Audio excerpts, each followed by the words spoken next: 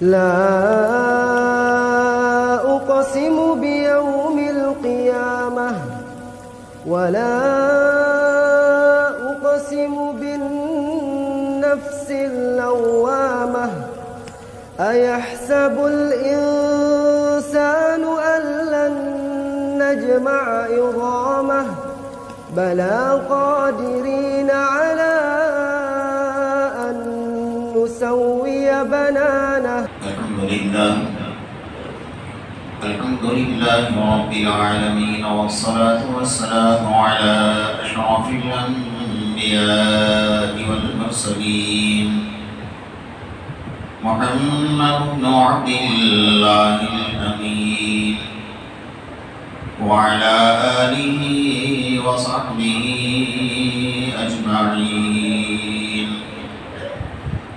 ومن يهتدي بهديه إلى يوم الدين. أما بعد، فأعوذ بالله من الشيطان الرجيم. بسم الله الرحمن الرحيم. قل يا عبادي الذين أسرفوا على أنفسهم لا تقنطوا من رحمة الله إن الله يغفر الذنوب جميعا إنه هو الغفور الرحيم. وقال تعالى في موضع آخر: لتبلون في أموالكم وأنفسكم ولتسمعن من الذين أوتوا الكتاب من قبلكم ومن الذين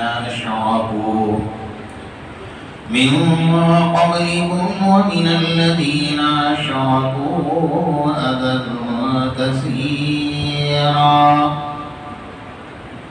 وقال تعالى في موضع آخر: وكان حقا علينا نصر المؤمنين.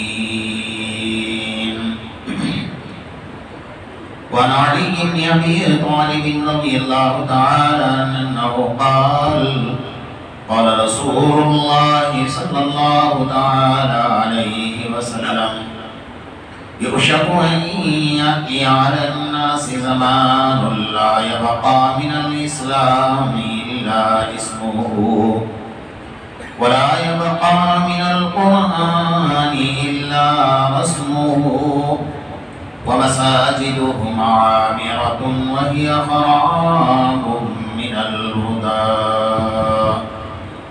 أو كما قال عليه الصلاة والتسليم. صدق الله المولانا العظيم وصدق رسوله النبي الكريم، ونحن على ذلك لمن الشاهدين والشاكرين، والحمد لله رب العالمين.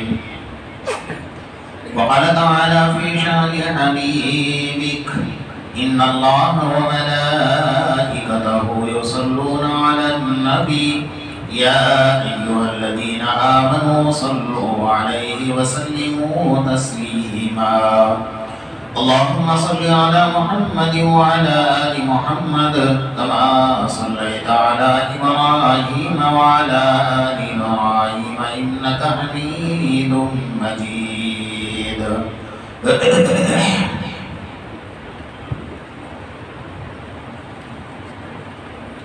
محترم بزرگان دین اور عزیز نوجوانان اسلام اور بس پردہ بیٹھ کر سننے والی ماؤں اور بہنوں، مسلسل 4 دن سے آپ حضرات دین کی مجالس میں بیٹھ کر دنیا اور آخرت میں اپنی کامیابی والی زندگی گزارنے کی کوشش کر رہے ہیں۔ اللہ تبارک و تعالی ہماری تمام مجالس کو قبول فرما کر ہم سب کے لیے آخرت میں نجات کا ذریعہ بنائے ہیں۔ جو حضرات اس میں شامل ہو رہے ہیں اور جو حضرات اس میں شامل ہونے کے لیے لوگوں کو کوشش کر رہے ہیں، لوگوں کے لیے انہیں آمادہ کر رہے ہیں، جانی اور مالی تعاون کر رہے ہیں، اللہ پاک دنیا آخرت میں اس کا بہترین بدلہ انہیں نصیب فرمائے۔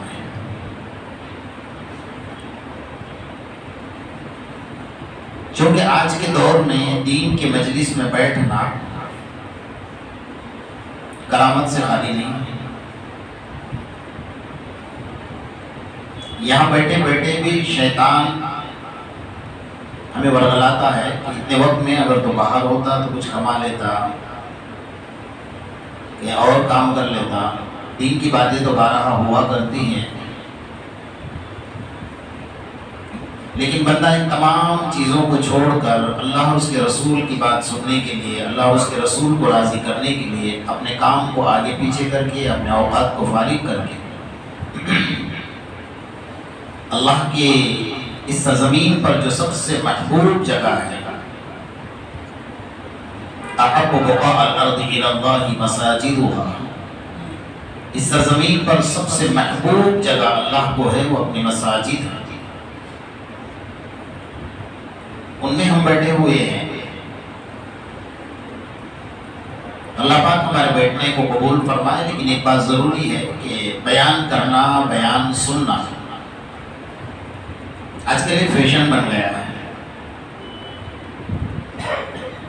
اس کے جو نتائج ہیں اور اس کے جو ثمرات ہیں وہ ہماری زندگی میں نہیں ہیں، ہم خالی ہیں، ہم کورے۔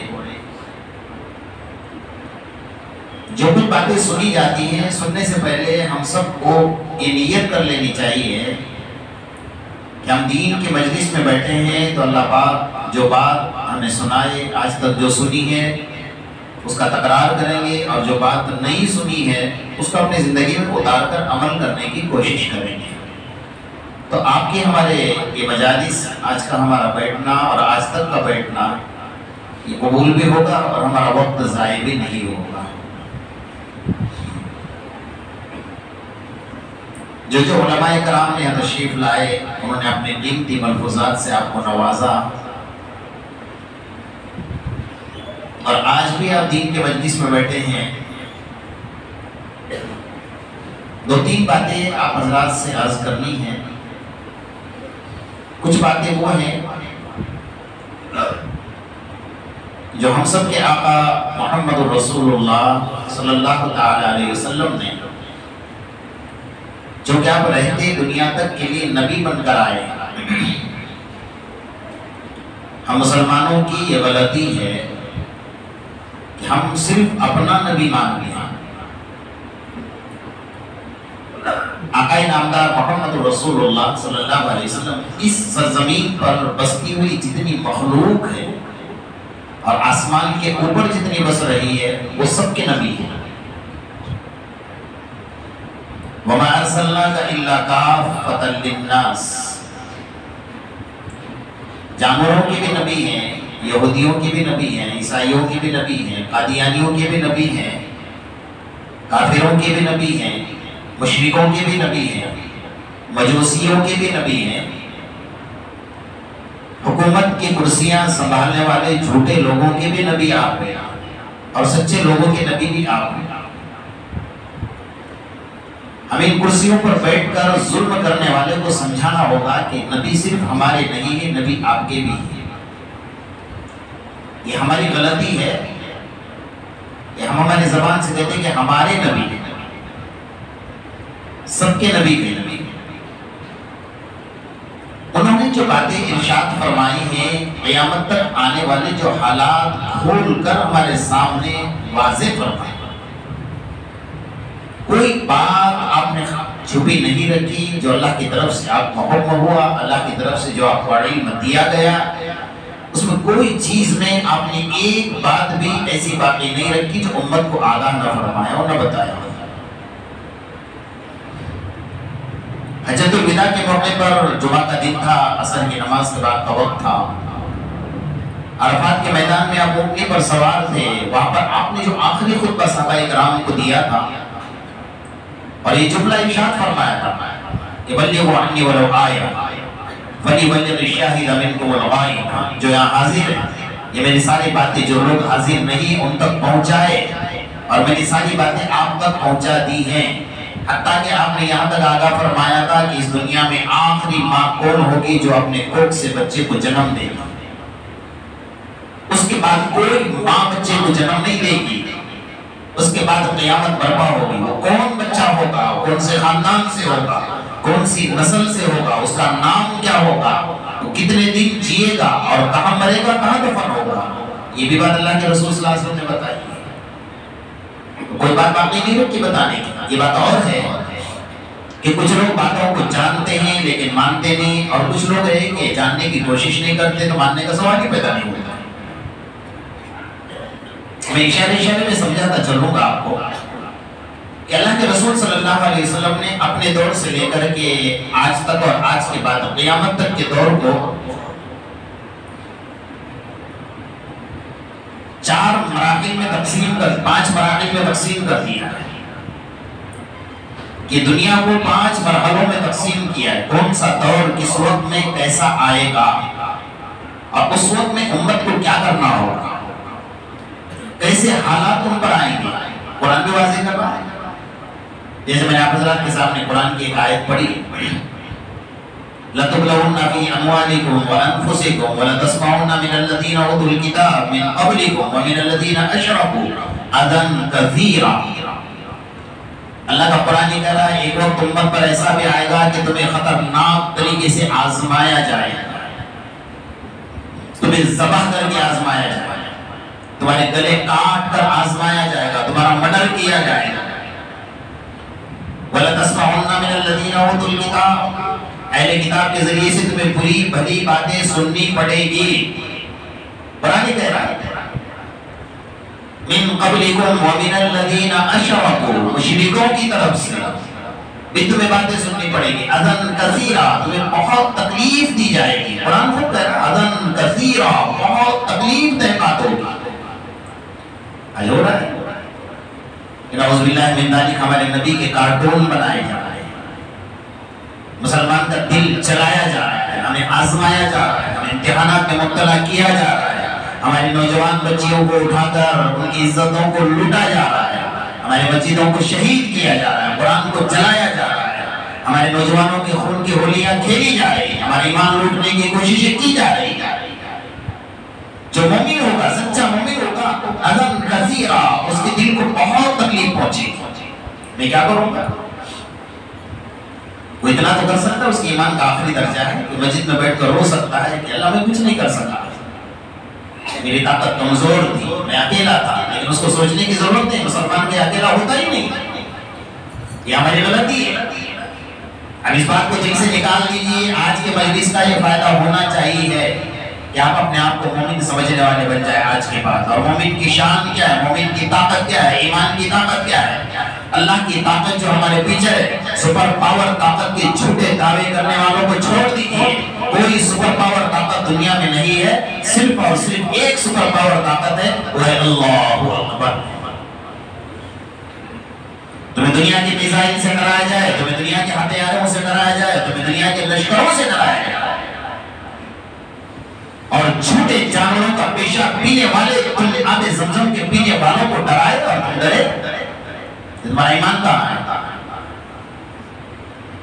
آج کے مجلس کا تو یہ فائدہ ضرور ہونا چاہیے، ہم اپنے آپ کو مرد مومن سمجھے۔ مرد مومن تیری شان کیا ہے، تیرا کمال کیا ہے، تیری طاقت کیا ہے، اور تیری قوت کیا ہے، تیرے ایمان کی حرارت کیا ہے، تیرے ایمان کی شان کیا ہے۔ ہم سمجھیں گے تو ہم دوسروں کو کیا ایمان کی دعوت دیں گے؟ ممبروں کے پاس کھڑے ہو کر ایمان کہنے سے ایمان مضبوط نہیں ہوتا، معاف کیجیے مجھے اگر کسی کو برا لگ جائے تو، صرف 3 دن جماعتوں کے لگانے سے ایمان مضبوط نہیں ہوتا اور کام مکمل نہیں ہوتا۔ آپ یہ سمجھتے کہ میں نے مہینے میں 3 دن جماعت میں لگائے تو میں نے پورا مہینے کا حق ادا کر دیا، 40 دن سال کے لگائے تو میں نے پورے سال کا حق ادا کر دیا، 1 سال لگایا تو میں نے پوری زندگی کا حق ادا کر دیا۔ کبھی بھی نہیں ہو سکتا، اللہ کے دین کا حق ہم کبھی ادا نہیں کر سکتے، یہ ہماری غلطی ہے، یہ شیطان کا دھوکہ ہے۔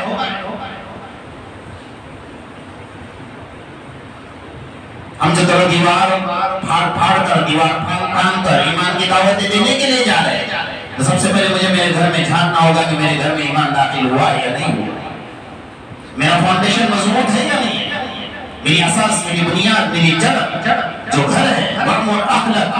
اللہ کا قرآن کہتا ہے سب سے پہلے تو اپنے گھر سے تبلیغ کو شروع کر۔ تیری بیٹی نماز پڑھنے والی بن جائے، تیری بہن نماز پڑھنے والی بن جائے، تیری بیوی نماز پڑھنے والی بن جائے، تیری ماں نماز پڑھنے والی بن جائے، تو تیری زبان میں تاثیر اللہ پیدا کرے گا کہ نمازی گھرانے سے آیا ہوگا۔ جس ماں کے سینے کا دودھ پی کر آیا ہوا ہے وہ ماں تہجد گزار ہے، وہ ماں قرآن کی تلاوت کرنے والی ہے، تو تیری زبان کا اثر سامنے والوں پر پڑے گا۔ بھائی صاحب ایمان مضبوط کیجئے نا، کیسے کریں گے؟ ہتھوڑے مار کر ایمان تھوڑی مضبوط ہوتا ہے۔ ہم صرف معاف کیجئے، میں یہ جملہ کہنے جا رہا ہوں، آپ کو لگے گا دل پر، لیکن کہنا ضروری ہے، ہم صرف مسجد کے مسلمان ہیں، ہم صرف ایک چار دیواری مسجد کے مسلمان ہیں۔ آپ نے دیکھا ہوگا، میں کرناٹک کے علاقے میں گیا تھا، کیرالہ گیا تھا، مہاراشٹر کے علاقے میں تو جانا زیادہ ہوتا ہے، آسام گیا تھا، وہاں پر مسجد کے باہر ہندو حضرات اپنے چھوٹے چھوٹے بچوں کو کندھے میں لے کر، گودی میں لے کر، پانی کا گلاس لے کر مسجد کے باہر کھڑے رہتے ہیں۔ ہم یہ سمجھتے ہیں کہ بھیک مانگنے کے لیے کھڑے ہیں، ضرورت لے کے لوگوں پر نہیں، کہیں بچوں پر دم کروانے کے لیے کھڑے ہیں، ایک گلاس میں پانی لے کر اس پر دم کرانے کے لیے کھڑے ہیں۔ تو میرے دماغ میں ایک بات آئی کہ بہت سارے مسلمان کے پڑوس میں بھی یہ لوگ رہتے ہیں نا، تو آپ کے گھر کیوں نہیں آتے کہ ہمارے گلاس پر پانی میں دم کر دو، ہمارے بچے پر دم کر دو؟ مسجد کے دروازے پر آ کر کیوں کھڑے ہیں؟ ان کو بھی یہ پتا ہے کہ یہ صرف مسجد کا مسلمان ہے، یہ باہر نکلے گا یہاں تک مسلمان ہے، یہاں سے باہر کر اس کے ایمان کا کوئی ٹھکانا نہیں ہے۔ یہ دکان پر بیٹھے گا، جھوٹ بول کر کاروبار کرے گا، دھوکہ دے کر کاروبار کرے گا۔ مسجد میں ہے جب تک سر پر ٹوپی ہے، ایجاد تھوڑی اوپر ہو گئی، صوفی بن گئے، اور مسجد سے باہر نکل گئے ماشاءاللہ، یہاں صوفی وہاں کوفی بن کر رہ گیا۔ قرآن کی ایک آیت ہچوڑ رہی ہے، ایسی آیت قرآن میں آپ کو کہیں نہیں ملے گی، پورے قرآن میں آپ کو یہ آیتیں ہیں، قرآن کی آیت جھنجھوڑ کرنا پڑے گی۔ یا ایھا الذین آمنوا آمنوا باللہ، اے امت مسلمہ کے لوگوں، اے ایمان والو، اللہ کا قرآن کہتا ہے یا ایھا الذین آمنوا، اے ایمان والو، آمنوا باللہ، اللہ کی ذات پر ایمان لے آؤ۔ مسلمان کو کہا جائے مسلمان بن جاؤ، دروازے پر آپ کھڑے رہیے اور مسجد سے باہر نکل والے کی ہاتھ پکڑ کر کے مسلمان بن جاؤ، مسلمان بن جاؤ، مسلمان بن جاؤ، ایک تماچا پڑے گا آپ کے چہرے پر، میں تو مسلمانوں ماں کے پیٹ سے پیدا ہوا۔ یعنی قرآن کی آیت جھنجھوڑ رہی ہے آپ کو۔ اللہ یہ کہتا ہے کہ یا ایھا الذین کفروا آمنوا باللہ، کافروں مسلمان بن جاؤ۔ یا ایھا الیہود، یہودیوں کو کہتا مسلمان بن جاؤ۔ یا ایھا النصارى، نصارہ کو کہتا۔ یا ایھا المجوس، مجوسیوں کو کہتا۔ یا ایھا الذین اشرکوا، مشرکوں کو کہتا کہ مسلمان بن جاؤ، لیکن نہیں، اللہ کے قرآن نے جھنجھوڑا ہے۔ یا ایھا الذین آمنوا، ایمان کے دعوے کرنے والوں، ایمان کے جھوٹے دعوے کرنے والوں، سچے مسلمان بن جاؤ۔ یا ایھا الذین آمنوا ادخلوا فی السلم کافۃ، ایمان میں، اسلام میں مکمل داخل ہو جاؤ۔ ایک پاؤں جنت میں، ایک پاؤں جہنم میں رکھ کر آپ کی زندگی نہیں گزر پائے گی۔ میں میری بات کا فاؤنڈیشن بنا رہا ہوں، بنیاد بنا رہا ہوں، اساس بنا رہا ہوں کہ آگے کی بات آپ کے سمجھ میں آئے کہ میں کیا کہنا چاہ رہا ہوں۔ کہ اللہ کے رسول صلی اللہ علیہ وسلم جب اس دنیا میں تشریف لائے تھے، کون مسلمان تھا؟ اکیلے تنے تنہا تھے۔ سیدنا صدیق اکبر رضی اللہ تعالیٰ نے اسلام قبول کیا، مار کھائی، اور وہی اسلام بڑھتا بڑھتا 313 کی تعداد میں آ کر جنگ میدان کے بدر میں پہلا لشکر کھڑا ہو گیا، اور قرآن نے اس کی عکاسی کی، قرآن نے نقشہ کیا، وَلَقَدْ نَصَرَكُمُ اللَّهُ بِبَدْرٍ وَأَنْتُمْ أَذِلَّةٌ۔ اللہ کا قرآن کہہ رہا ہے تم کو ہم نے میدان بدر میں ایسی مدد کی ہے جبکہ تم بے سر و سامان تھے، تمہارے پاؤں میں پہننے کے لیے چپلیں نہیں تھی، جنگ لڑنے کے لیے تمہارے پاس تلواریں نہیں تھی، تمہارے پاس گھوڑے نہیں تھے، سر ڈھانپنے کے لیے تمہارے پاس چھتریاں نہیں تھی، کپڑا نہیں تھا، پاؤں میں چھیدڑے باندھ کر تمہارے اور سامنے تو لشکر بڑا اساس اور کامیابی کے ساتھ، ان کے پاس ہتھیار تھے، تلواریں تھے، گھوڑے تھے، سب کچھ زیرے تھے، سب کچھ تھا، لیکن اللہ نے کہا وَلَقَدْ نَصَرَكُمُ اللَّهُ بِبَدْرٍ وَأَنْتُمْ أَذِلَّةٌ، کچھ بھی نہیں تھا تمہارے پاس۔ میرے آقا محمد رسول اللہ صلی اللہ علیہ وسلم گرم گرم دھوپ میں عرب کی تپتی ہوئی ریت اور پتھر کے اوپر اپنی پیشانی رگڑ کر اللہ کے سامنے بے تحاشا ہو رہے، اللہم ان تہلک ہذہ العصابہ، یا اللہ اس ساری دنیا سے جمع کر کے یہ 313 کا اس دنیا کے اندر اس سرزمین کے اوپر مقدس ترین مجمع تیرے سامنے لا کر کھڑا کر دیا ہے، یہ میرے سارے زندگی کا نچوڑ ہے۔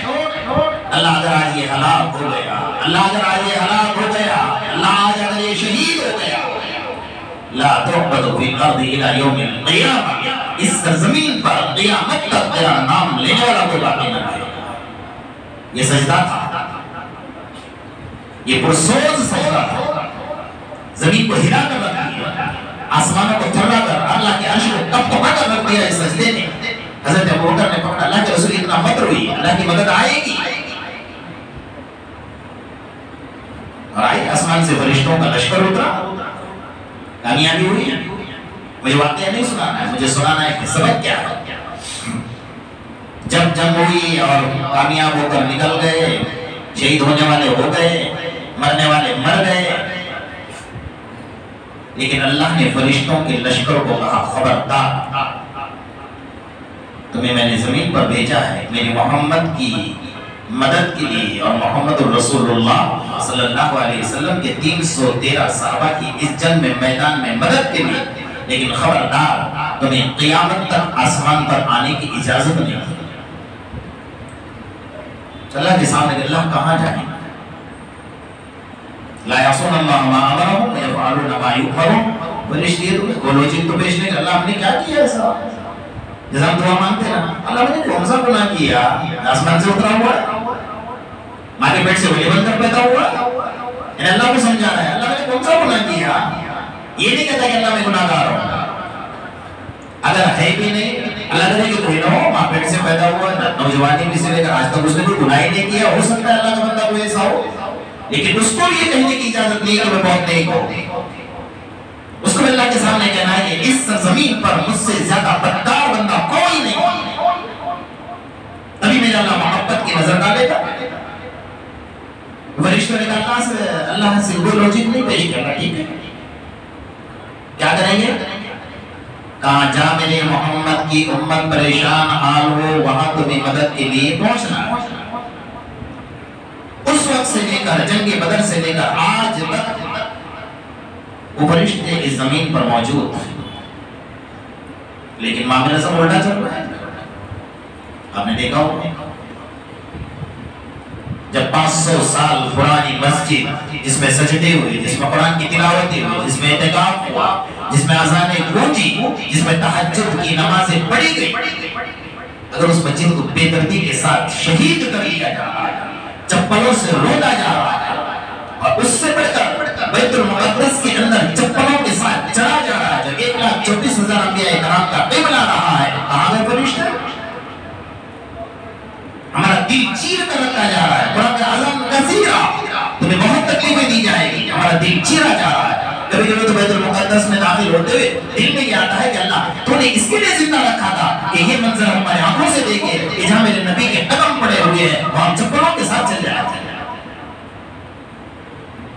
عظم کثیرہ تمہیں تکلیفیں دی جائے گی، کیوں فرشتے نہیں آ رہے؟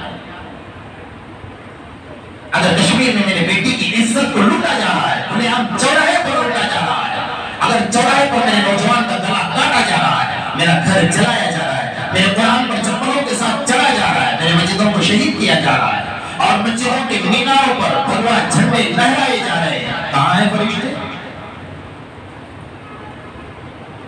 کیا فرشتوں نے نعوذ باللہ من ذالک اللہ سے جھوٹا وعدہ لیا تھا کہ ہم اس سرزمین پر رہیں گے تو مسلمانوں کی مدد کریں گے؟ نہیں، اللہ کہہ رہا ہے قرآن میں، میں نے قرآن میں کیا ہے آپ حضرت کے سامنے تلاوت کی ہے شروع میں، اللہ نے کیا کہا وَكَانَ حَقًّا عَلَيْنَا وَكَانَ حَقًّا عَلَيْنَا نَصْرُ الْمُؤْمِنِينَ۔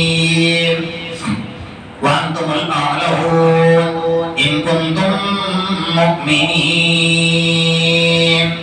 اللہ نے کہا سربلند رہو گے، بادشاہ تمہارے پاس رہے گی، حکومت تمہارے پاس رہے گی، سلطنت تمہارے پاس رہے گی، حکومت کا تاج تمہارے سر پر پہنایا جائے گا۔ مجال نہیں ہے دنیا کی کہ مسلمان اس سرزمین پر رہے اب اس کے سر پر بیٹھ کر کوئی کافر حکومت کرے۔ اللہ کا قرآن کا وعدہ ہے۔ اور اللہ کہتا ہے وَكَانَ حَقًّا عَلَيْنَا نَصْرُ الْمُؤْمِنِينَ۔ اللہ فرماتے میں نے اپنے اوپر لازم کر لیا، میں نے اپنے اوپر واجب کر لیا کہ میں مدد کر کے رہوں گا کس کی؟ مومن بندے کی۔ اللہ کا قرآن کہتا ہے جہاں اللہ نے مدد کا وعدہ کیا نا، مومن پکا ایمان والا آ رہی ہے مدد۔ ایسا نہیں کہ اللہ نے کہہ دیا سر پر سفید پگڑی ہے، سر پر کالی پگڑی ہے اور کندھے پر ایک رومال ہے، سنت لباس ہے، چہرے پر داڑھی ہے، پیشانی پر سجدے کے آثار ہیں، ساری دنیا کو جھکا کر رکھا، بے سر و سامان ہے۔ جو کندھے پر رومال ہے ان کا دسترخوان بھی ہے، ان کا مصلی بھی ہے، ان کی اوڑھنے کی چادر بھی ہے، لیکن ان کے پاس سپر پاور طاقت کون سی ہے؟ بولو اپنی زبان سے، ایمان۔ کون سی طاقت ہے؟ اگر وقت کا راشٹرپتی، وقت کا وزیر اعظم اگر ان کے ساتھ میٹنگ میں بیٹھا ہوا میرے اللہ اکبر کی صدا آ گئی، تمہاری سپر پاور طاقت کی آواز آ گئی ہے، تمہاری طاقتیں چھوٹی طاقتیں ہیں، میری سپر پاور طاقت اللہ اکبر ہے، فوراً کھڑے ہو جاتے ہیں اور اللہ اکبر اللہ کے سامنے کھڑے ہو جاتے ہیں، اللہ راضی ہو جاتا ہے، ساری دنیا کو تیرے قدموں میں لا کر جھکا دیتا ہے۔ مثال قائم ہے، آپ نے آنکھوں سے دیکھا ہے۔ ہمارے پاس ایمان نہیں ہے، سچ پتا ہے، سچ بات تو یہ ہم ایمان کے کھوکھلے دعوے کر رہے ہیں، ورنہ ایمان کی طاقت کیا ہے؟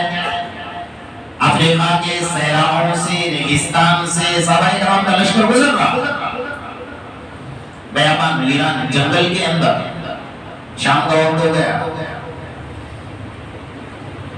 امیر لشکر نے اعلان کر دیا آج رات ہمیں قیام کریں گے کہ مامور جتنے تھے بیچارے، آج کل تو امیر کا کوئی مطلب ہی نہیں رہا، امیر صاحب کو ایسا جھولی میں اتار دیتے ہیں نا، امیر صاحب میں آتا ہوں، آ جاؤ کوئی بات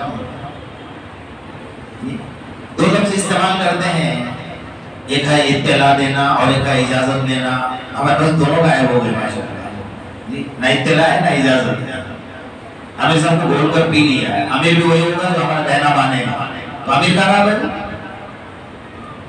امیر لشکر نے کھڑے ہو کر اعلان کر دیا اس جنگل میں آج ہم قیام کریں گے۔ صحابہ نے فرمایا امیر صاحب ہاتھی ہے، پھاڑ کھانے والے چیتے ہیں، شیر ہے، سانپ ہے، بچھو ہے، بیابان جنگل ہے، کہاں رکیں گے یار، کہاں قیام کریں گے آپ؟ وہ بات نہیں، کھڑے ہو جائیں اپنے سواری پر سواری دو کر اعلان کیا یا ایھا السبا، اے جنگل کے درندوں، نحن اصحاب رسول اللہ صلی اللہ علیہ وسلم، اپنا تعارف کرائیں اور کیا کہا؟ ہم محمد کے غلام ہیں۔ بس ان کے کامیابی کا راز یہ ہے، مجھے آپ کو بتانا چاہ رہا ہوں، ان کے کامیابی کا راز یہ ہے۔ ہم کیا کرتے ہیں؟ تو جانتا نہیں میں کون ہوں؟ کون ہے بھائی؟ ایک ناپاک منی کا قطرہ ہے، اس سے بڑھ کر تیری کوئی حیثیت نہیں۔ اللہ کو جملہ پسند آتا ہی نہیں کہ میں کون ہوں، دنیا کے سامنے اعلان کرتا ہے، تو بتانے تجھے میں کون ہوں، اسے سمجھا دیجیے تو ایک ناپاک منی کا قطرہ ہے۔ تیرے ماں باپ نے جب تجھے پیدا کرنے کا ارادہ کیا تھا، تیرے ماں باپ پر غسل واجب ہوا اور تم مرے گا تو تجھے کفن میں لپیٹا جائے گا اور مٹی کے حوالے کیا جائے گا، تیرے پیٹ سے گندگی نکلتی ہے، تیرا پورا پیٹ گندگی سے بھرا ہوا ہے، تو تجھے کہنے کا حق نہیں کہ میں کون ہوں۔ انہوں نے اعلان کر دیا نحن اصحاب رسول اللہ صلی اللہ علیہ وسلم، ہم محمد کے غلام ہیں۔ اس کو سنا ہے کوئی وہاں بہت بڑا مجمع نہیں تھا بیان سننے کے لیے، صحابہ کا جانور ہیں جنگل کے، سب سے پہلے کہا ہمارا تعارف یہ نحن اصحاب رسول اللہ صلی اللہ علیہ وسلم، اے جنگل کے درندوں کان کھول کر سن لو، ہم محمد کے غلام۔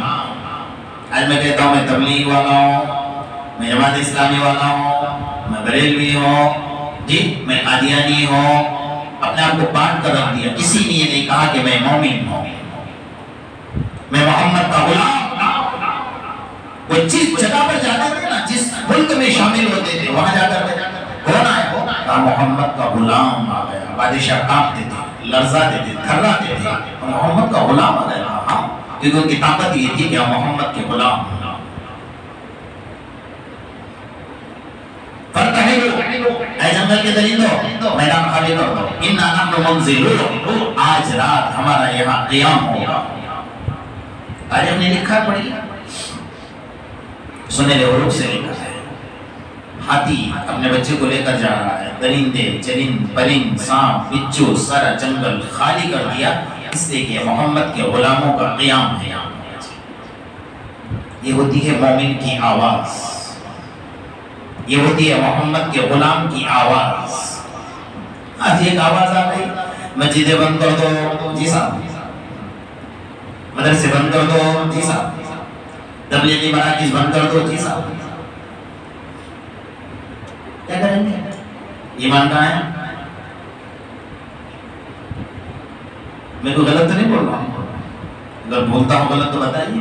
ایک در سبق ہے ہمارا، آپ بھی بول سکتے ہیں، میرے اکیلے کی ذمہ داری نہیں بولنے کی. ہو سکتا ہے بیچ بیان میں اڑ بھی جاؤں، آپ کو بٹھا دو. میں جی ان کی کامیابی کا راز یہ تھا کہ محمد کے غلام. ہماری ناکامی کا راز یہ ہے کہ میں تبلیغ میں بڑھ گیا، میں بریلویت میں بڑھ گیا، میں قادیانیت میں بڑھ گیا، اور میں جماعت اسلامی میں بڑھ گیا. ہم نے فرقے بنا دیے اور توڑ توڑ کر رکھ دیا. ایمان کا راز ہوا. جب ایران فتح ہوا اور ملک کا جو مین شہر تھا وہ باقی تھا فتح ہونے کا، جس میں بادشاہ رہتا تھا، جو کیپٹل تھا، تو وہاں پر 13 صحابہ نے پورے شہر کا گھیراؤ کر لیا، محاصرہ کر لیا. بادشاہ کو پتا چلا کہ یہاں بھی آ گئے، میرے شہر میں بھی آ گئے، راجدھانی میں آ گئے، اور صرف 13 صحابہ، مطلب ہزاروں کا لشکر تھا. بادشاہ گھبرا، تو لشکر نے کہا گھبرا کیوں، ہمارے پاس سامان ہے، ہمارے پاس ہتھیار ہے، ہمارے پاس طاقت ہے، ہمارے پاس تعداد ہے، اور وہ تو 13 ہے خالی. بادشاہ کا بات ایسی نہیں ہے، وہ جہاں جاتے ہیں نا ان کے پیچھے کوئی اور طاقت کام کرتی ہے. ان کا بھی یقین تھا، ایمان نہیں تھا، لیکن یقین ضرور تھا کہ جہاں جاتے ہیں ان کے پیچھے کوئی اور طاقت کام کرتی ہے. 13 ہے تو خالی ہاتھ نہیں آئے. جب بیچارے پریشان ہو گئے تو بادشاہ نے کہا لاؤ بلاؤ، بیٹھ کے بات تو کر لیں گے. ایک صحابی جس کے پاؤں میں چپل نہیں تھی، جن کے گھوڑے پر زین نہیں تھی، جن کے ہاتھ میں کوئی ہتھیار نہیں تھا، ایک چھوٹی سی تلوار تھی جس کے اوپر زنگ لگا ہوا تھا، اور محاصرہ کر کے کھڑے تھے. بدن پورا مٹی سے شرابور تھا، پسینے سے بدبو آ رہی تھی. بادشاہ نے بلانے بھیجا کہ آپ لوگ آ جاؤ، ہم بیٹھ کر مشورہ کرتے ہیں. ہم گھروں میں کتنے دن بند رہیں گے، آپ کتنے دن محاصرہ کریں گے. وہی ایک صحابی نے کہا میں آگے لا جاتا ہوں. ہمیں کوئی پی آئی بلانے آ جائے تو جانا آگے، میں بعد میں آتا ہوں. ہمارا حال یہی ہے نا، پولیس کی گاڑی کی لائٹ دیکھ کر ایجا ڈیلی ہو جاتی ہے. ہمارا ایمان ہے. وہ صحابی نے کہا رک جاؤ میں جاتا ہوں. اکیلے تنے تنہا بادشاہ اپنے محل میں اپنے تخت شہنشاہی کو چھوڑ کر نیچے بیٹھا تھا، اور چاروں طرف سے فوج کھڑی ہے، بالکل تعینات کھڑی. صحابی گئے گھوڑے کو دوڑاتے ہوئے، گھوڑے پر سوار ہو. ان کو یہ لگا کہ وہ دور اپنے محل کے باہر گھوڑے پر سے اترے گا، جھک کر بادشاہ کے سامنے آئے گا.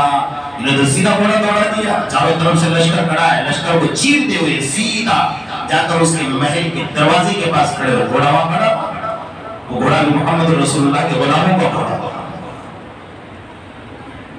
لشکر وہ اپنے گھوڑے سے اتر گئے، اور جو بادشاہ کا تخت تھا نا بیٹھنے کا، اس پر جا کر بیٹھ گئے. بادشاہ تو نیچے بیٹھا ہوا تھا، بیچارے کانٹے تو خون نہیں نکلے، تو ہمیں نیچے بیٹھا ہوا، یا کر اوپر چھلانگ لگا کر بیٹھ گئے. سارا لشکر دیکھتے رہ گیا، دم رہ گیا. یہ بولنے کی بات ہے لیکن عمل کر کے دیکھ لینا کبھی. اتنے سارے لشکر تعینات کھڑے ہیں، ہاتھوں میں ان کے زرہ ہیں، تلواریں ہیں، سب کچھ ہے، اور اکیلا ایک محمد کا غلام دوڑ لگا. سیدھا چھلانگ لگا کر بیٹھ گئے.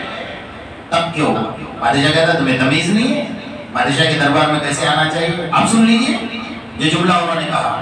مسکرائے اور کہا ہم محمد کے غلام ہیں. آگے کا جو جملہ تھا نا، کتوں کے دربار میں جانے کا طریقہ ہمارے آقا نے ہمیں یہی سکھایا.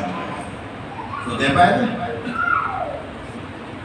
سامنے بادشاہ بیٹھا ہے اور اس کو یہ کہا کہ کتوں کے دربار میں جانے کا طریقہ ہمارے آقا نے ہمیں یہی سکھایا.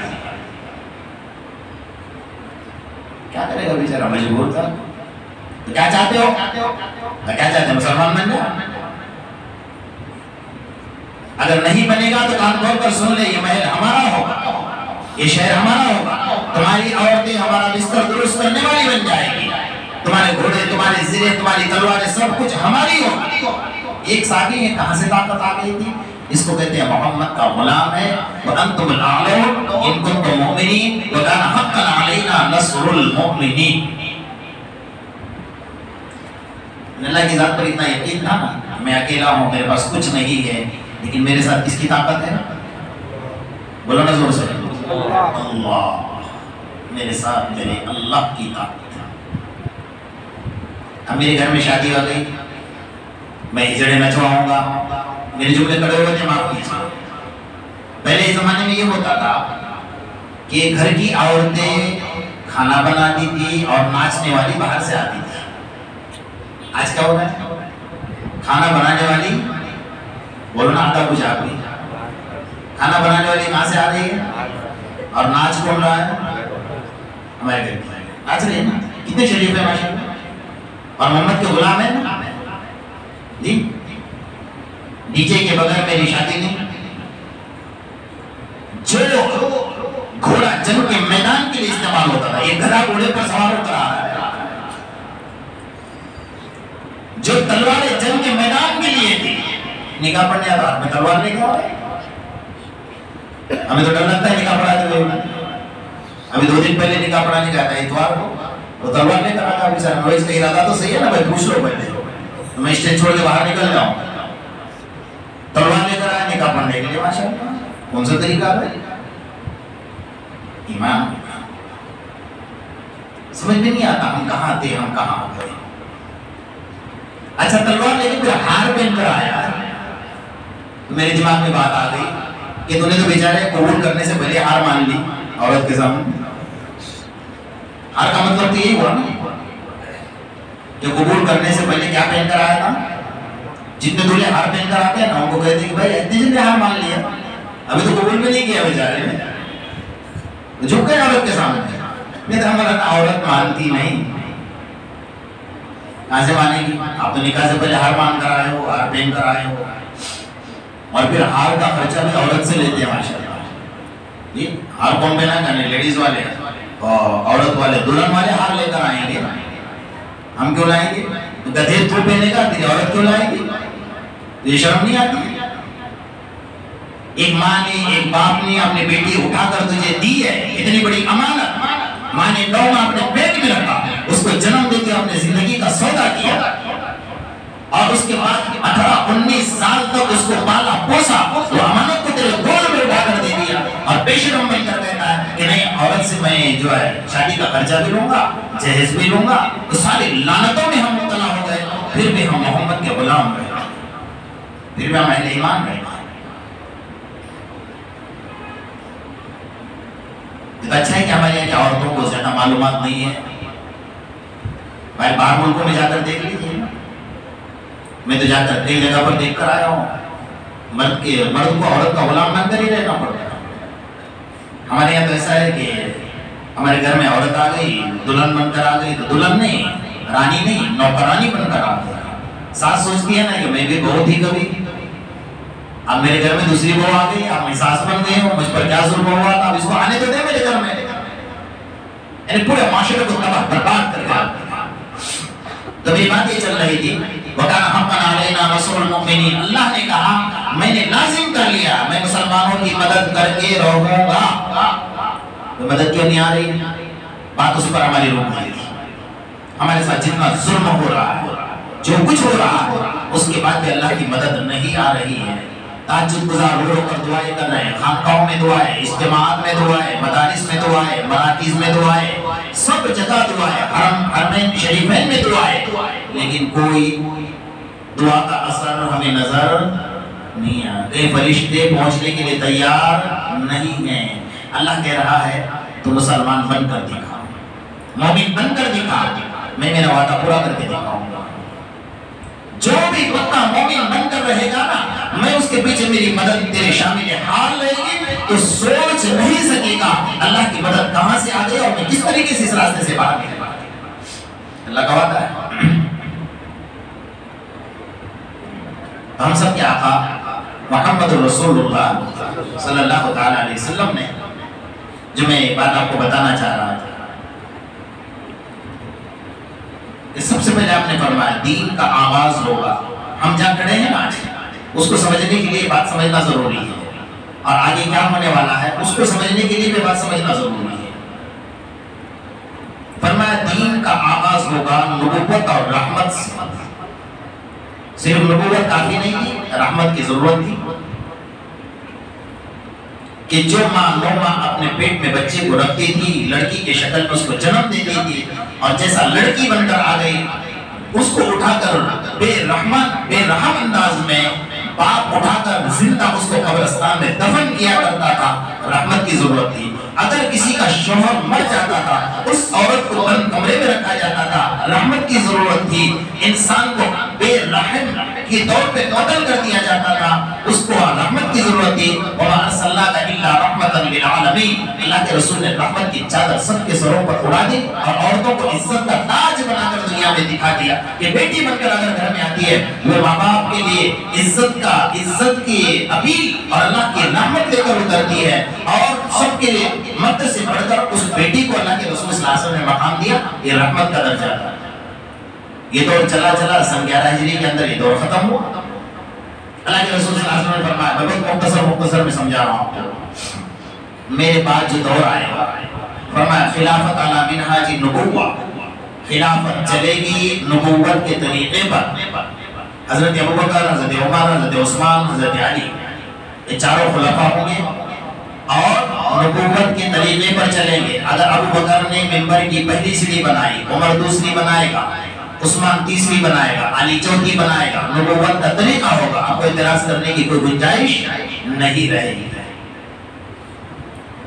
یہ دور پہ چلتا گیا حتیٰ کہ حضرت ابوبکر رضی اللہ تعالیٰ بالکل رقیق القلب یعنی نرم دل کے تھے، لیکن کھلے عام اعلان کر دیا تھا کہ اللہ کے رسول صلی اللہ علیہ وسلم کے زمانے میں اگر کوئی زکوٰۃ کے اندر اونٹ کے ساتھ رسی دیتا تھا، آج اگر وہ رسی دینے سے انکار کرے گا تو وہ اس کے لیے جنگ کرنے کے لیے تیار ہے۔ یہ بالکل نبوت کے طریقے پر چلے۔ تقریباً 34 سال کا دور چاروں خلفاء کا ملا کر ہو جاتا ہے، خلافت علی منہاج النبوہ۔ اللہ کے رسول صلی اللہ علیہ وسلم نے فرمایا پھر تیسرا دور تمہارے اوپر کون سا آئے گا؟ آپ الفاظ پر غور کیجیے، سخت مضبوط ملوکیت اور حکومت، یہ 4 الفاظ آپ نے حدیث میں ارشاد فرمایا، سخت مضبوط ملوکیت اور حکومت ہوگی۔ اب خلافت ہٹ گئی، حکومت آ گئی۔ خلافت کا مطلب یہ ہوتا ہے اپنی مرضی کو ختم کر کے اللہ کی مرضی کو لاگو کرنا۔ حکومت کا مطلب یہ ہوتا ہے کہ اپنی مرضی چلاؤ، اللہ کے احکام کو تباہ برباد کرو۔ جو چل رہی ہوگی یہ دور بڑا لمبا چلا، اتنا لمبا چلا اللہ نے بہت موقع دیا۔ سن 1923 پر آپ تاریخ پڑھی آپ کو پتا چلے گا، سن 1923 پر یہ دور آ کر ختم ہو جاتا ہے جو اللہ کے رسول نے فرمایا۔ اتنا لمبا دور اللہ نے مسلمانوں کو بہت موقع دی۔ اس ملک میں 800 سال تک مسلمانوں نے حکومت کی، انہیں ذلیل کر لیا، ان کے 11 بیٹوں کے سر کاٹ کر ان کے قدموں میں رکھے گئے، ان سے تاج محل چھینا گیا، ان سے لال قلعہ چھینا گیا، ان کی مسجدیں چھینی گئی، ان کی حکومتیں چھین لی گئی۔ کیوں؟ اللہ نے دیکھا کہ اب جو ہے انہوں نے اپنی مرضی چلانا شروع کر دی ہے۔ آخری بادشاہ کا حال تو یہ تھا کہ رمضان کے مہینے میں اعلان کرتا تھا، اے میرے خادموں، رمضان میں سو رہا ہوں رات میں، فرمایا سحری کا وقت میرے لیے نکال کر رکھنا. جیسا ہم کہتے ہیں کھانا بچا کر رکھنا, وہ کیا کہتا تھا؟ سحری کا وقت جو ہے میرے باپ کا راج چلتا تھا کہ سحری کا وقت تیرے لیے نکال کر رکھا جائے گا کہ تو 11 بجے اٹھے گا تو سحری کرے گا, 10 بجے اٹھے گا تو سحری کرے گا. اللہ نے کہا منما کے چلا رہا ہے, سجدہ تعظیمی کو جائز قرار دیا. جو سجدہ اللہ کا حق ہے, اللہ غضب میں آ گیا, اللہ کا غضب بھڑک اٹھا. اللہ نے ایسا ذلیل کیا, ان کے حکومتوں کو چھیننا شروع. حضرت مجدد الفسانی رحمۃ اللہ علیہ کو کھڑا کیا. ایک طرف ساری حکومت تھی, ایک طرف ایک بندہ تھا حضرت مجدد الفسانی رحمۃ اللہ علیہ. انہوں نے کھڑے ہو کر اعلان کر دیا سجدہ تعظیم حرام ہے, اللہ کے علاوہ کسی کو سجدہ نہیں کیا جائے گا. سود حرام ہے, شراب حرام ہے. آج ہمارے گھروں میں شراب پی جاتی ہے. انٹرسٹ ماشاءاللہ سبھی بزنس پہ لگ گئے ہیں, نفع کا نام دے رہے ہیں. میں اتنا نفع دوں گا تو میرے پاس پیسہ لگا دو تو دے دو. اور کس کے ساتھ جنگ کر رہے ہیں آپ؟ فَأَذَنُوا بِحَرْبٍ مِّنَ اللَّهِ وَرَسُولِهِ. اللہ کا قرآن نے کہہ رہا ہے اے مسلمان کان کھول کر سن لے, اگر تو نے انٹرسٹ کا ایک آنا بھی کھا لیا, 4 آنا بھی کھا لیا, تو اپنی سگی ماں کے ساتھ 35 مرتبہ زنا کر رہا ہے. اس نے اللہ نے کسی معاملے پر جنگ کا اعلان نہیں کیا. شراب پینے والے کے ساتھ, زنا کرنے والوں کے ساتھ, بے نمازی کے ساتھ, کسی کا مرڈر کرنے والوں کے ساتھ, فرمایا کسی کے ساتھ جنگ کا اعلان نہیں کیا. جہاں یہ بات سود کی آ گئی, فَأَذَنُوا بِحَرْبٍ مِّنَ اللَّهِ وَرَسُولِهِ. اگر کوئی سود کا کاروبار کر رہا ہے, ہماری عورتیں بھی اس کام میں لگی ہوئی ہیں, ہماری مائیں بہنیں بھی اس کام میں لگی ہوئی ہیں, یہ معاشرے کی ذمہ داری ہے. اور سود کے کاروبار میں لگا کر, انٹرسٹ کے کاروبار میں لگا کر ہماری عورتوں کی عزتیں کھلے عام لوٹی جا رہی ہیں. اللہ نے کہا تیار ہو جاؤ جنگ کرنے کے لیے. اس کے ساتھ فَأَذَنُوا بِحَرْبٍ مِّنَ اللَّهِ وَرَسُولِهِ. اللہ کے ساتھ جنگ کر سکتا ہے کوئی؟ اللہ کے رسول کے ساتھ جنگ کر سکتا ہے کوئی؟ اللہ نے کہا میرے ساتھ, میرے رسول کے ساتھ جنگ کرنے کے لیے تیار ہو جاؤ. ہم تیار ہو گئے. اللہ نے ظالم کو سر پر بٹھا دیا, بٹھایا نہیں بٹھایا, کرو جنگ. یہ حال ہے. سخت مضبوط ملکیت اور حکومت کا دور ہوگا, یہ تیسرا دور ہوگا. یہ تیسرے دور میں ہم ہیں بیٹھے ہوئے. یہ تیسرا دور ختم ہو گیا. چوتھا دور سن 1923 پر تیسرا دور ختم ہو گیا. اب چوتھے دور کے بارے میں ہم سب کے آقا محمد الرسول اللہ, میں سن رہا ہوں کچھ کم, محمد الرسول اللہ صلی اللہ علیہ وسلم یہ فرمائے کہ چوتھا دور میری امت پر کون سا آئے گا؟ ظالم, جابر اور تانا شاہیت. 3 جملے فرمائے حدیث میں, جو بادشاہ تمہارے سر پر مسلط کیا گیا تھا, ظالم, جابر اور تانا شاہیت والا ہوگا. اس کی تعریف کیا ہوگی؟ تمہارے ماؤں کے پیٹوں کو چیرے گا, تمہارے بچوں کو ذبح کرے گا, تمہارے مسجدوں کو شہید کرے گا, تمہارے قرآن کو چلائے گا, تمہارے نوجوانوں کے خون کی ہولیاں کھیلے گا, تمہارے بڑوں کو آگ کے حوالے کرے گا.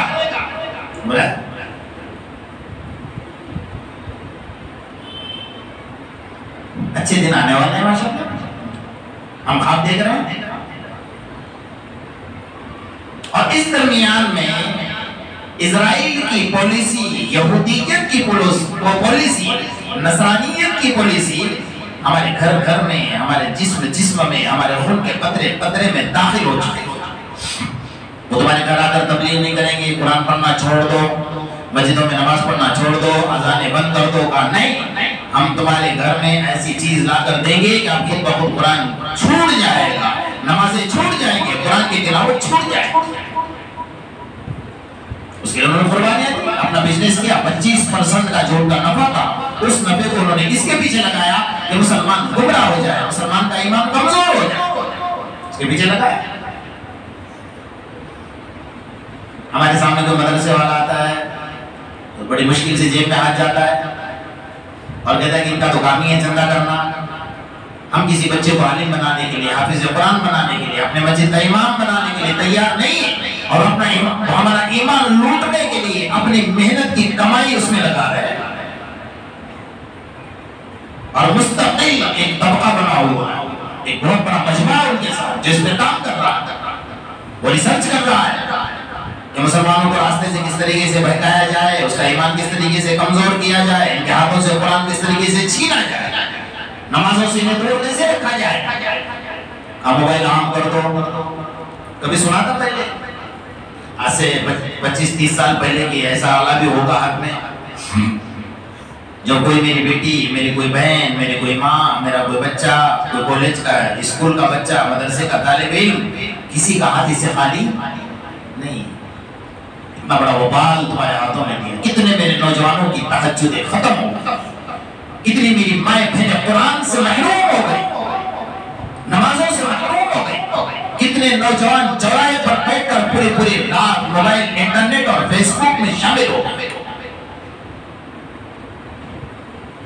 اسی کو تو میرے آقا محمد رسول اللہ صلی اللہ علیہ وسلم نے اس وقت فرمایا تھا کہ مرد اپنے بیوی کے ساتھ زنا کرے گا، عورت اپنے مرد کے ساتھ زنا کرے گی۔ صحابہ نے اللہ کے رسول یہ کیسے ہے؟ ہاں ایسا کیسے ہوگا کہ نکاح ہو گیا اور بیوی کے ساتھ زنا، بیوی اپنے شوہر کے ساتھ زنا؟ ہاں ایک وقت ایسا بھی آئے گا کہ مومن بندہ مسجد میں گانے بجائے گا۔ صحابہ سے اللہ یہ کیسے، اللہ کے رسول یہ کیسے ہوگا؟ ہاں ہوگا۔ میں نے کہا کہ اللہ کے رسول نے قیامت تک یہ سب باتیں بتائی۔ کسی کو پتا تھا کہ موبائل نکلے گا، موبائل کے اندر رنگ ٹون میں گانا ہوگا، اور وہ مسجد میں آئے گا تو آنے کے بعد موبائل سوئچ آف کرنا بند کر بھول جائے گا، رنگ ٹون بجے گی تو کیا بجے گی؟ گانا بجائے مسجد میں۔ کتنا پیار لگتا ہے اس کو گانا بجانے میں۔ میں سامنے والے کو گانا سناؤں، تجھے عذاب نہیں ہو رہا ہے کیا؟ تیرے پاس اس کے علاوہ کوئی رنگ ٹون ہے نہیں؟ تیرے کان میں شیشہ پگھلا کر جہنم میں ڈالا جائے، کان کھول کر سن لے۔ جتنے تیری رنگ ٹون گانے کی سن رہے نا، جتنے لوگ تجھے فون کر رہے ہیں، وہ سب کا عذاب تیرے سر پر ہوگا۔ تو صحابہ گھبرا گئے کہ اللہ کے رسول یہ بات کیسی ہمارے سمجھ میں نہیں آئی کہ عورت اپنے شوہر کے ساتھ زنا کرے گی اور شوہر اپنے بیوی کے ساتھ زنا کرے گا؟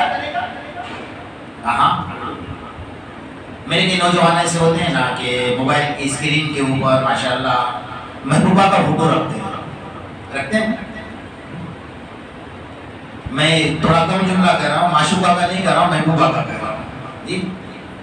اسکرین پر فوٹو رکھتے ہیں اور پورا دن اس کا دیدار کرتے ہیں۔ کئی میری مائیں بہنیں ایسی ہیں کہ وہ ہیروؤں کے فوٹو رکھتے ہیں، سلمان خان، شاہ رخ خان جی۔ وہ اب دماغ میں بیٹھ گیا ہے، اب جو اسکرین پر جو پتے کے بعد نقطے کے بعد بتا رہا ہوں، بات یاد رکھ لیجیے، کان کھول کر سن لیجیے۔ اب جو اسکرین پر آپ کے فوٹو لگا ہوا ہے، مرد کے موبائل کی اسکرین پر اجنبی عورت کا فوٹو لگا ہے، وہ اپنے بیوی کا وظیفہ ادا کر رہا ہے، لیکن اس کا خیال اپنے بیوی میں نہیں ہے، اس فوٹو اور تصویر کے اوپر ہے کہ میں اپنے بیوی کے ساتھ نہیں بلکہ اس کے ساتھ یہ کام کر رہا ہوں۔ یہ بھی زنا ہے اسلام میں۔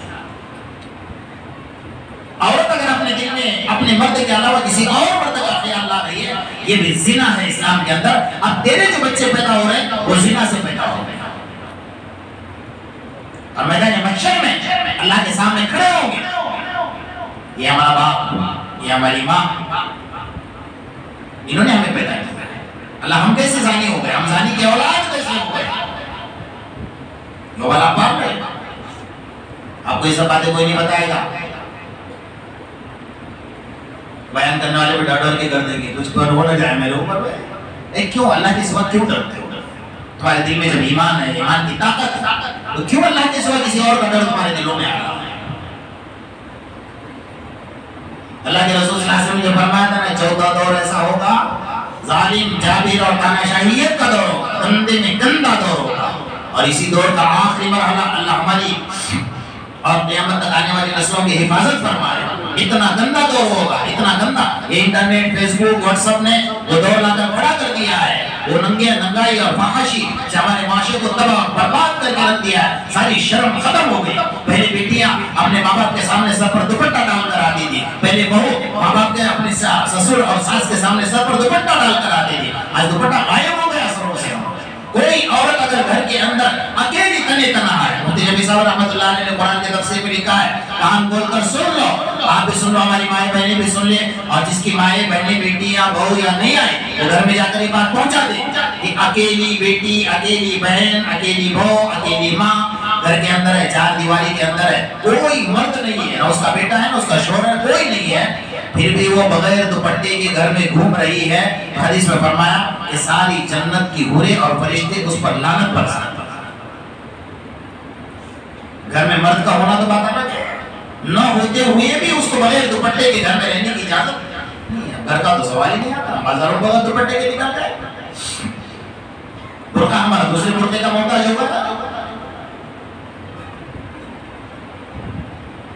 کہاں تھے اور کہاں آ کر کھڑے ہو گئے.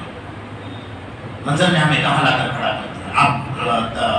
آپ غور کیجیے، مطالعہ کیجیے. پچھلے 50 سال میں جو معاشرہ تباہ اور برباد نہیں ہوا، جو معاشرے میں گندگیاں نہیں پھیلی، وہ پچھلے 5-7 سال کے اندر واٹس ایپ، انٹرنیٹ اور فیس بک کی وجہ سے گندگیاں پھیلی ہیں. اور اس لیے اس ملک سے 8 لاکھ مسلم لڑکیاں جو ماں کے پیٹ سے مسلمان پیدا ہوئی تھی اور 18-19 سال تک مسلمان کے گھرانے میں رہی تھی اور سجدے کے آثار اس کے پیشانی پر تھے، فرمایا 8 لاکھ لڑکیاں جو لیگل ہیں، جنہوں نے کورٹ میں جا کر غیروں کا ہاتھ پکڑ کر اپنے ایمان کا سودا کر کے اس کے ساتھ نکاح کر لیا. 8 لاکھ لڑکیاں جن کے پیشانی پر سجدہ تھا، ان کے پیشانی پر تلک لگ گیا، جن کے بدن پر برقع تھا، برقع ہٹ گیا، اسلام تھا، ایمان تھا، ایمان کا سودا تھا. یہ ہمارا معاشرہ ہے.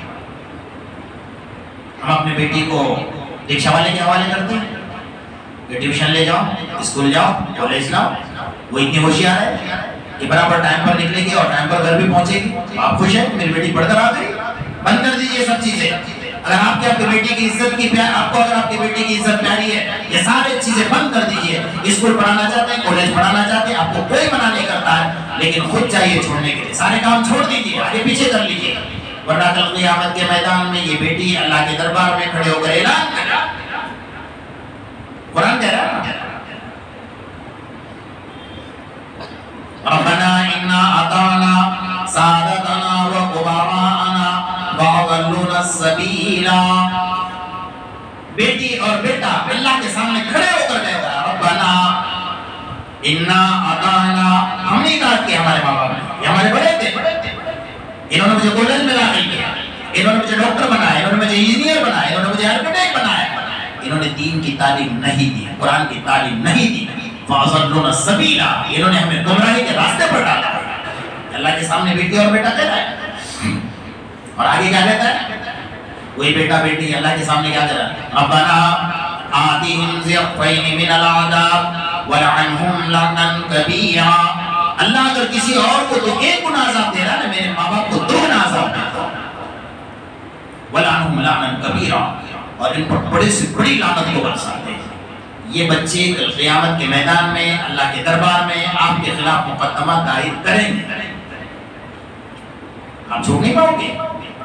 اس لیے جو معاشرہ چل رہا ہے، جو ہمارے لڑکیوں کو ہمارے لڑکیوں کی عزتوں کو لوٹنے کی کوشش کر رہا ہے، ان کی زندگیاں تمام برباد کرنے کی کوشش ہے.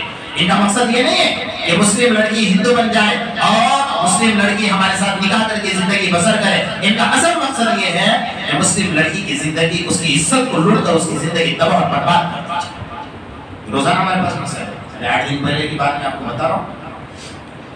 یہ مسئلہ آیا، ہندو سے شادی کر لی، سورت کی لڑکی ہے، بڑودہ کے لڑکے سے شادی کر لی، اور ہندو لڑکا تھا، اس نے کہا میں مسلمان بننے تیار ہوں. 11 لاکھ روپے مہر باندھی. کتنی؟ بولو نا اپنی زبان سے.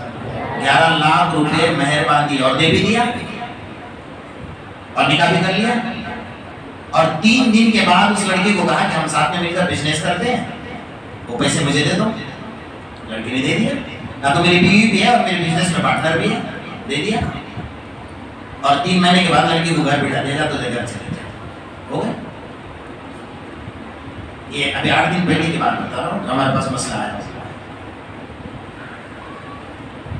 ان کا مقصد یہ نہیں ہے ہماری بیٹیوں کو سمجھاؤ مومن ہوتا ہے، چاہے وہ شرابی ہو، جگالی ہو، کچھ بھی ہو، اس کے دل میں کچھ ایمان تو ہے، اس کے دل میں غیرت تو ہے کچھ نہ کچھ.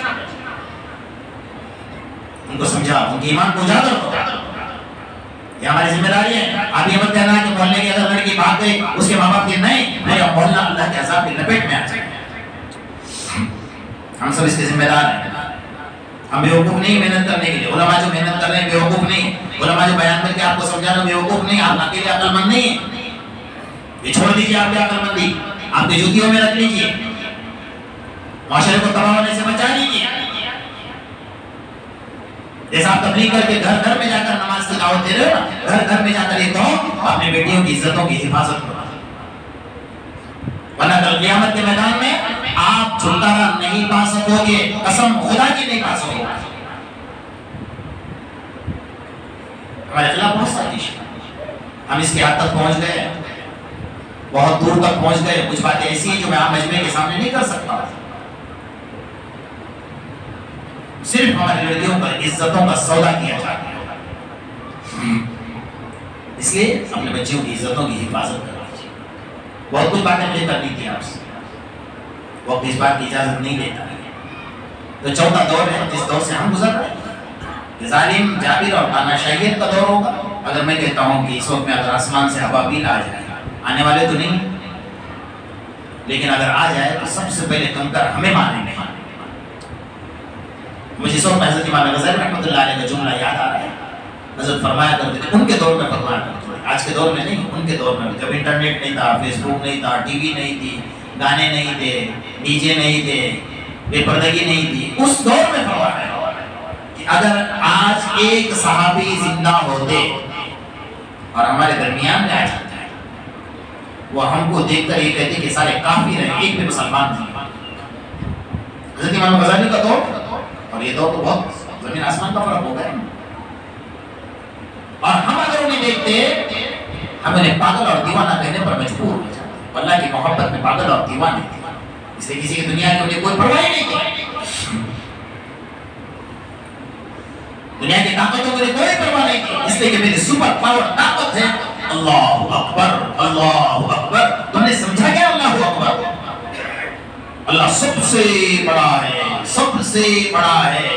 دن میں کتنے مرتبہ سنتا ہے لیکن دل میں آج تک تیرے گھر نہیں کیا. اگر تیرے دل میں گھر کیا ہوتا نا تو صبح بستر سے اٹھ کر فوراً بات پا کہ میرے اللہ کا بلاوا ہے، سپر پاور طاقت کا بلاوا ہے. دکان میں بیٹھتا الصلاۃ خیر من النوم، بستر میں سویا ہوتا ہے، بستر چھوڑ کر بھاگتا میری سپر پاور طاقت میرے خدا کا بلاوا آ گیا. حی علی الصلاۃ، حی علی الفلاح. کاروبار کے لیے، تجارت کے لیے بازار میں بیٹھتا، نوکری میں ہوتا، چھوڑ کر بھاگتا میرے اللہ کا بلاوا آ گیا. لیکن تیرے دل میں آج تک اذان نے گھر نہیں کیا. کئی کافر اذان سن کر مسلمان بن گئے اور تو آج تک مسلمان نہیں بن سکا. میں نے بہت کڑوے جملے کہے ہیں، آپ کو لگا بھی ہوگا، معاف کیجیے. اور میں معافی نہیں بھی مانگوں، مجھے کوئی فرق نہیں پڑنا. ایسا تو نہیں کہ دوسری بار بیان کو نہیں بلائیں گے، مجھے آنا پڑے گا. میں ان چیزوں کو نہیں مانتا. جو حق ہے وہ حق ہے، جو غلط ہے وہ غلط ہے. کان کھول کر سن لیجیے. آپ بھی آج بھی آپ کے پاس وقت ہے اپنے معاشرے کو سنبھالنے کا، اپنے آپ کو سنبھالنے کا. ورنہ یہ دور آگے چل کر کیا ہوگا، یہ چوتھا دور کیا ہوگا پتہ ہے؟ میرے آقا محمد رسول اللہ صلی اللہ علیہ وسلم نے فرمایا کہ یہ چوتھا دور جو ہے اس کا آخری دور ہے. ایسا ہوگا، ایسا ہوگا کہ ایک مرد اور ایک عورت کھلے عام چوراہے پر ننگے ہو کر زنا کرتے ہیں اور ہزاروں لوگوں کا وہاں سے گزر ہوتا ہوگا. مسلمان بھی ہوگا، غیر مسلم بھی ہوگا. دیکھ رہے ہیں کہ ایک عورت اور ایک مرد کھلے عام روڈ پر زنا کر رہے ہیں. ایک مرد وہاں سے گزرے گا، ہزاروں لوگ گزرے، کوئی نہیں روکے گا. ایک مرد وہاں سے گزرے گا اور وہ جملہ جو کہہ رہا ہے نا، حدیث کا جملہ ہے، اس کو یاد رکھ لیں. وہ یہ کیا کہہ رہا ہے کہ بھائی تم جو یہ کام کر رہے ہو نا، اس کو روک نہیں رہا کہ مت کرو. یہ نہیں کہہ رہا کہ برا ہے، بلکہ وہ کیا کہہ رہا ہے، جو کام تم کر رہے ہو نا وہ کام تھوڑا دیوار کی آڑ میں کرو. اس وقت میں اتنی بات کہنے والے کا مرتبہ اور مقام وہ ہوگا جو میرے دور میں ابو بکر اور عمر کا مقام. اللہ اس دور سے ہماری حفاظت کرے. اتنا برا دور تو آج نہیں آیا. بیٹی اگر نہیں مانتی ہے موبائل کے لیے ایک تماچا رکھ کر دے، اگر آپ کو ضرورت لگتی ہے کہ نہیں تو موبائل چھین لو، اس سے بہتر کہ اس کی زندگی، اس کی عزت چھین جائے، اس کا ایمان چھین جائے، موبائل اس کے ہاتھ سے چھین جائے، تھوڑی دیر کے لیے برا لگے گا، یہ اس کی عزت بچ جائے گی، اس کا ایمان بچ جائے گا۔ آج ایمان کے لٹیرے جتنے پیدا ہوئے ہیں نا وہ سب موبائل اور انٹرنیٹ اور فیس بک کے اوپر پیدا ہوئے ہیں۔ حضرت شیخ سعدی کی بات مجھے یاد آ رہی ہے، حضرت شیخ سعدی رحمۃ اللہ علیہ فرماتے تھے کہ میرے امی نے بچپن میں مجھے سونے کی انگوٹھی دی تھی، میں ہاتھ میں پہن کر نکلا باہر، ایک ٹھگیا ملا مجھے، آج جو ٹھگیے ملے باہر سارے لٹیرے ہیں، دجال ہیں، دقیانوسی ہیں، ہر چوراہے پر بیٹھے ہوئے ہیں، ایک ٹھگیا ملا اور اس نے میرے ہاتھ میں انگوٹھی دیکھی، سونے کی انگوٹھی ہے، بھائی اس کا بھی کلر ایسا ہی ہے اور اس کے ہاتھ میں گڑ تھا، گڑ کی ڈلی تھی، اس کا بھی کلر اور اس کا بھی کلر ایسا ہی ہے، کہاں ہے؟ میرا بچپنا تھا، فرماتے کہا یہ انگوٹھی نکالے اور کہا کیوں میں رکھ کے چوس لے، میں نے چوسی، کہا لذت ہے، کہا نہیں، کہا یہ گڑ کی ڈلی ہے نا، یہ لے کر چوس کرے، منہ میں رکھی، کہا مجھے نکال کر دے، اس میں لذت، ہاں کا لذت ہے، ایک کام کرو بے لذت چیز مجھے دے دے اور لذت والی چیز تو لے، یعنی سونے کی انگوٹھی مجھے دے اور گڑ کی ڈلی تو لے۔ حضرت شیخ سعدی رحمۃ اللہ علیہ اپنے آخری دور میں فرماتے تھے، میرے بچپن کا واقعہ یاد ہے کہ ایمان کے لٹیرے تمہیں بے لذت چیز یعنی لذت والی چیز دے رہے ہیں جو دنیا کی لذت ہے، اور بے لذت چیز جس کی قیمت ہے وہ قیمت کی چیز کو ان قیمت بنا کر، بے قیمت بنا کر تم سے لوٹ رہے ہیں، یعنی تمہارا ایمان لوٹ رہے ہیں دنیا کی ہوشیاری دکھا کر۔ لڑکی کو موبائل دکھا ہے، یہ موبائل تجھے دے دوں گا، آگے چکر میں گاڑی دکھا دی، پیسہ دکھا دے، آگے چکر میں، تم یہ نہیں سوچا میرا ایمان کتنا قیمتی ہے۔ کل قیامت کے میدان میں حضرت فاطمہ کو میں کیا جواب دوں گی، حضرت عائشہ کو میں کیا جواب دوں گی، جب بہن فاطمہ پوچھے گی میری بہن تو کہاں تھی، کہاں گئی، عائشہ پوچھے گی میری بیٹی تو کہاں تھی اور کہاں گئی۔ ہمیں اتنی شرم نہیں، ہمیں اتنی حیا نہیں، تمہیں دل کے اوپر پتھر رکھنا ہوگا اور اپنے بچوں کے ہاتھ سے موبائل کو چھیننا ہوگا اگر اس کی ایمان کی حفاظت کرنا ہے۔ مجھ سے نہیں، اللہ سے وعدہ کرو کہ انشاءاللہ ہم یہ کام کریں گے، اور صرف اپنے گھروں میں نہیں، اپنے پڑوس کے گھر میں اگر آگ لگ گئی ہے آپ ڈرتے ہو کہ وہ آگ میرے گھر میں بھی آنے والا آئے گی۔ کتنے ایسے لوگ ہیں شریف ہیں، میں آپ کو ایک بات سناؤں، مجھے میرا دل نہیں ہوتا سنانے، میرا دل دھل جاتا ہے، میرے ساتھ خود کے ساتھ یہ واقعہ پیش ہے اور میں چشم دید گواہ ہوں اس کا۔ ایک لڑکی، یہی بازو کا دیہات ہے، نام نہیں لوں گا غیبت ہو جائے گی، ایک لڑکی 2 لوگ گھر میں تعلیم کرتی تھی اور اتنی اچھی تعلیم کرتی تھی کہ پورے دیہات کی عورتیں اس کی تعلیم سننے کے لیے آتی تھی۔ اچانک گھر چھوڑ کر چلی گئی، پتہ چلا کہاں ہے، تلاش کیا تو ملی مندر میں۔ ہم نے بہت تفتیش کی تو چمار لڑکا تھا اس کے ساتھ چلی گئی، خاندانی ماں باپ تھے، اور جو لڑکی تھی اس کے ابا بھی وہاں کے امیر تھے جماعت کے، دن میں 2 بار تعلیم کرنے والی لڑکی، والد امیر ہیں جماعت کے، کوئی سوچ نہیں سکتا کہ لڑکی اس طرح غیر کا ہاتھ پکڑ کر جا سکتی ہے۔ جب ہم نے اس کو بہت بیٹھ کر تفتیش کی تو اس نے یہ بتایا کہ میرے امی کو پتا تھا کہ میں 1 سال سے اس لڑکی سے بات چیت کرتا تھی، ماں بھی گناہ میں شامل ہو گئی۔ بہت سمجھایا، اللہ نے اس کے دل میں بات ڈال دی اور اس کو اٹھا کر لائے اور اس کو پھر مدرسے میں رکھا، اس کے ماں باپ کو 1-1.5 مہینے تک اس کے ساتھ میں رکھا، تب جا کر اس کا ذہن بنا کہ میرا ایمان ہے اور کفر ہے۔ ایسے ماحول ہے، ایسے واقعات بن رہے، آئے دن بن رہے، روزانہ بن رہے۔ تو اپنے بیٹیوں کی حفاظت کیجیے، آج کے دور میں یہی کام کرنا ہے آپ کو۔ یہ 4تھا دور ہے، یہ کب تک چلے گا؟ اب 5ویں دور کی حقیقت سنانے کے لیے میرے پاس اتنا وقت نہیں، کبھی موقع ملے گا، اللہ زندگی باقی رکھے گا تو آپ کو بتاؤں گا۔ یہ دور اس وقت تک چلے گا جب تک کہ حضرت امام مہدی کا ظہور نہیں ہوگا اور حضرت عیسیٰ علیہ السلام کا آسمان سے نزول نہیں ہوگا، اس وقت تک یہ دور چلے گا اور آگے بگاڑ آئے گا۔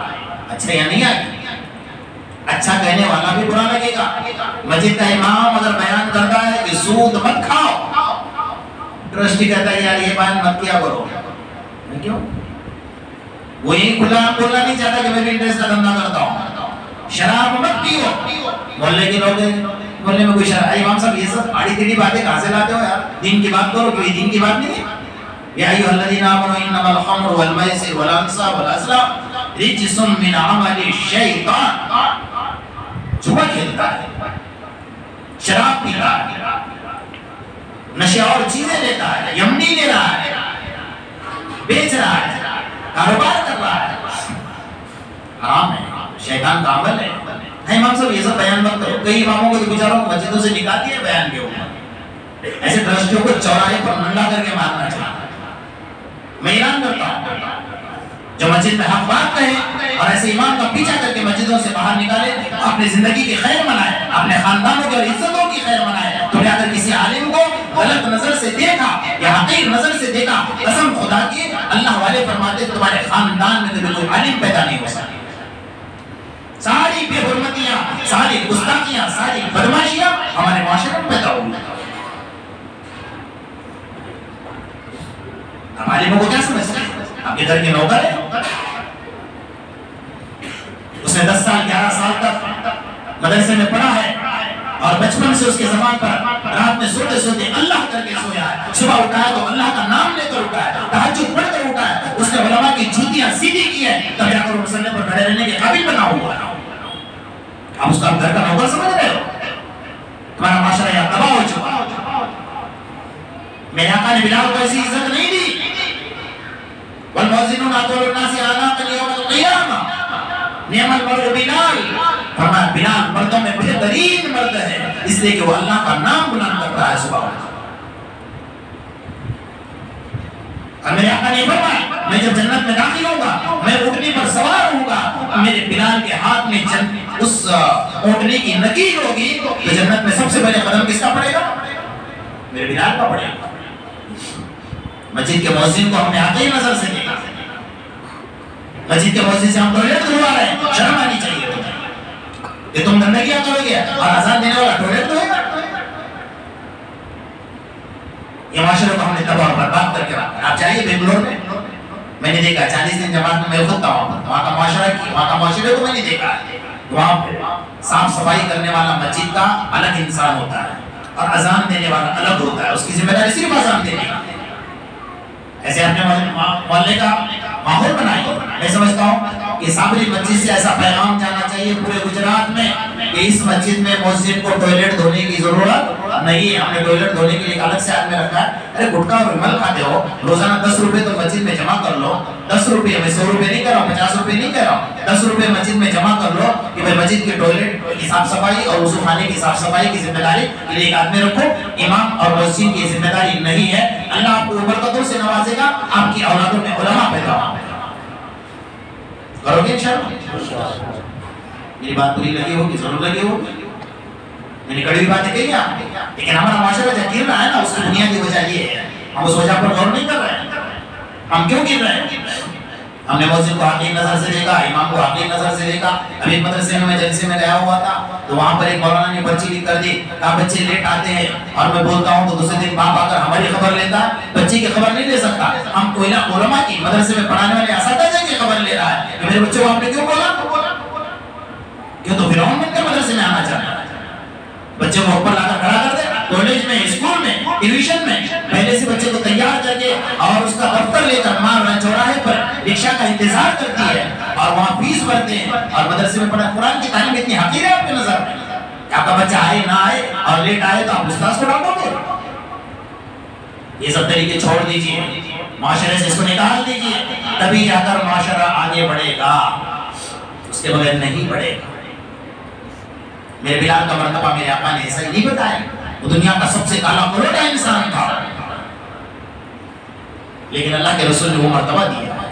निअमल मर्दु बिलाल वल मुअज़्ज़िनूना अतवलुन नासी अनाक़न यौमल क़ियामा। मुअज़्ज़िनों की गर्दन ऊंची ऊंची रहेगी, लेकिन मेरे बिलाल की गर्दन सबसे ऊंची रहेगी। बिलाल उसका सरदार होगा। ये सारे मुअज़्ज़िन हज़रत बिलाल के साथ जन्नत में दाखिल हो जाएंगे। सारे इमाम मुहम्मदुर रसूलुल्लाह सल्लल्लाहु अलैहि वसल्लम के साथ जन्नत में दाखिल हो जाए। आप तकते रह जाओगे जिन्होंने उलमा की इज्जत पर उंगलियां उठाई। آپ پہلے جتنا دین کا کام کرنا ہے کرتے رہیے، آپ پوری زندگی جماعتوں میں لگاتے رہیے، پوری زندگی مصلی پر کھڑے ہو کر نمازیں پڑھتے رہیے، پوری زندگی تہجد میں سبق کی ہے، لیکن علماء کی اگر آپ نے ناقدری کی ہے، علماء کا اگر آپ نے پیچھا کیا ہے، آپ کے خاندان میں کوئی عالم پیدا نہیں ہو سکتا، یہ نکل لیجیے بات۔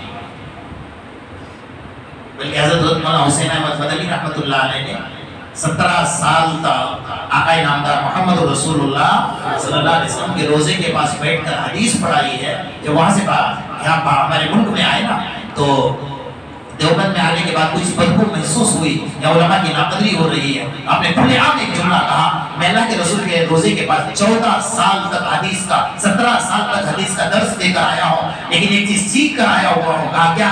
جو علماء کی ناقدری کرے گا، علماء کی برائی کرے گا، علماء کے اوپر حقارت کی نظریں ڈالے گا، اللہ قبر کے اندر اس کا چہرہ قبلے سے موڑ دے گا۔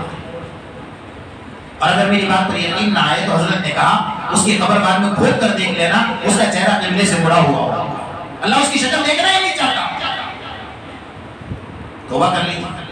ہمارا معاشرہ جو گر رہا ہے، اس امام کے پیچھے ہم نماز پڑھ رہے ہیں، اس کو سب سے زیادہ حقیر سمجھ رہے ہیں۔ کئی مسجد کے علماء نے نمازیں پڑھانا چھوڑ دی، کاروبار میں لگا کر سکتے ہیں، اچھے سے اچھا کاروبار کر سکتے ہیں حلال طریقے سے، لیکن آپ کامیاب ہو۔ کئی جگہ ہم نے دیکھا ہے کہ نماز جنازہ نہیں ہوتی، ان کی نماز پڑھانے والا کو بغیر نماز جنازہ کے انہیں دفن کیا جاتا ہے، بغیر غسل کے انہیں دفن کیا جاتا ہے، انہیں پتہ ہی نہیں کیسے غسل دیا جائے، کیسے نماز جنازہ پڑھی جائے۔ راجستھان میں علاقے میں گیا تھا، قبرستان میں گیا تو الگ الگ قبریں تھی، کسی پر نشان تھے، کسی پر بغیر نشان۔ میں نے کہا یہ کیا ہے، یہ کیا بتا، میں پہلی بار دیکھ رہا ہوں۔ تو وہاں کے ایک جاننے والے تھے، انہوں نے بتایا کہ جتنے قبر پر نشان ہے نا، کہا کہ یہ بغیر نماز جنازہ کے ہم نے دفن کیے ہوئے ہیں۔ تو نشان کرنے کا مطلب کیا؟ کہا کوئی آپ جیسا آدمی آتا ہے نا تو یہاں کا نماز جنازہ پڑھ کر چلا جاتا ہے۔ اللہ اجازت، آج کے دور کی بات کر رہا ہوں، پرانے زمانے کی بات نہیں کر رہا ہوں میں۔ اللہ پاک ہماری حفاظت فرمائے، ہمارے معاشرے کی حفاظت فرمائے، اور جو دور چل رہا ہے، جو دور آنے والا ہے، اس دور میں اپنے ایمان کی حفاظت کیجیے۔ اس کے علاوہ آپ کے پاس کوئی راستہ نہیں۔ اپنے بچوں کی حفاظت کیجیے، نمازوں کی پابندی کیجیے، قرآن کی تلاوت کیجیے، اپنے گھر کا ماحول ایسا بنائیے کہ روزانہ صبح میں اٹھ کر فجر کی نماز پڑھ کے مستورات کو دعوت دیجیے کہ بے روزانہ آدھا پارہ قرآن کا پڑھیں۔ آپ بھی اشراق سے پہلے گھر میں جا کر قرآن کی تلاوت کیجیے، اشراق تک قرآن کی تلاوت کیجیے۔ اللہ والوں نے یہاں تک لکھا ہے جو صبح اٹھ کر سورج نکلنے سے پہلے جو اللہ کا قرآن دیکھتا ہے، اگر اس کو پڑھنا نہیں آتا تو پڑھنے کی کوشش کرے، اور نہیں آتا تو کم سے کم قرآن کھول کر اپنے آنکھوں سے دیکھے۔ فرمایا قسم خدا کی اس کی موت تک آنکھوں کی بینائی نہیں جا سکتی۔ قرآن کو دیکھنے کی برکت یہ ہے، پڑھنے کی برکت تو بہت ہے، اور قرآن پڑھنے والوں پر بھی محبت کی نظر کیجیے۔ مدرسے میں بچے پڑھتے ہیں چھوٹے چھوٹے، آئیے مدرسے میں 5 منٹ بیٹھیے اور پڑھنے والے بچوں کو محبت کی نظر سے دیکھ کر چلے جائیے، اور دعا کیجیے اللہ یہ چھوٹے چھوٹے بچوں کو میں دیکھ کر جا رہا ہوں، ان کی محبت میرے دل میں عطا فرما، ان کے ذریعے سے قرآن کی محبت میرے دل میں عطا فرما دی۔ دیکھیے آپ کا کاروبار کیسے بڑھے گا، آپ کے دل میں قرآن کی محبت کیسے آئے گی، آپ کے گھر کا ماحول کیسے بنے گا۔ تو یہ سب چیزیں ہیں جو ہمارے معاشرے سے ساری گم ہو چکی ہیں، اس پر کوئی توجہ نہیں۔ بہرحال میں نے جو باتیں کہی ہیں بہت کڑوی بھی کہی، کچھ میٹھی بھی کہی ہے، لیکن میٹھی بھی لے لو کڑوی بھی لے لو، دونوں لے لو، اپنی زندگی میں اتارو اور عمل کرنے کی کوشش کرو گے انشاءاللہ۔ آج کا آخری پروگرام تھا، یوں نہیں کہ زندگی کا آخری پروگرام ہے، یا کہ آپ کی محلے کے ساتھی مسجد کے ذمہ دار کوشش کر رہے ہیں کہ ہمارے محلے کا ماحول بن جائے۔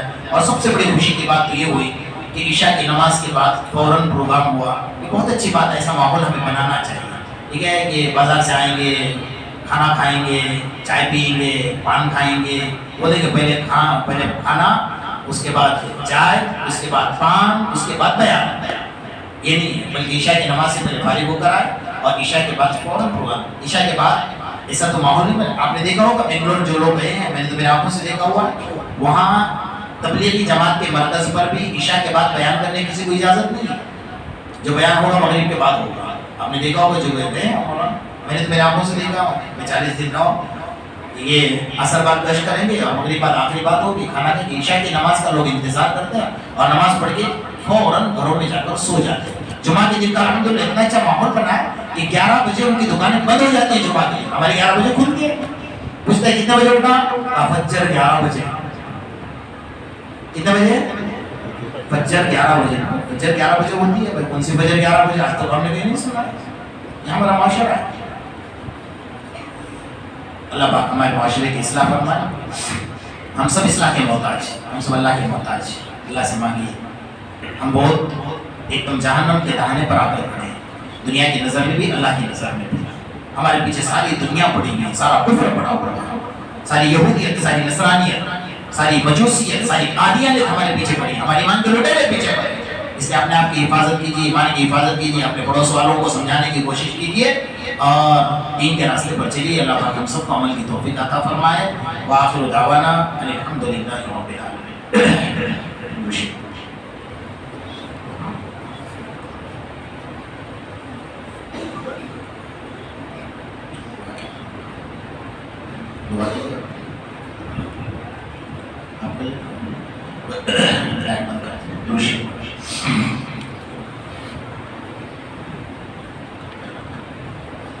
اللہ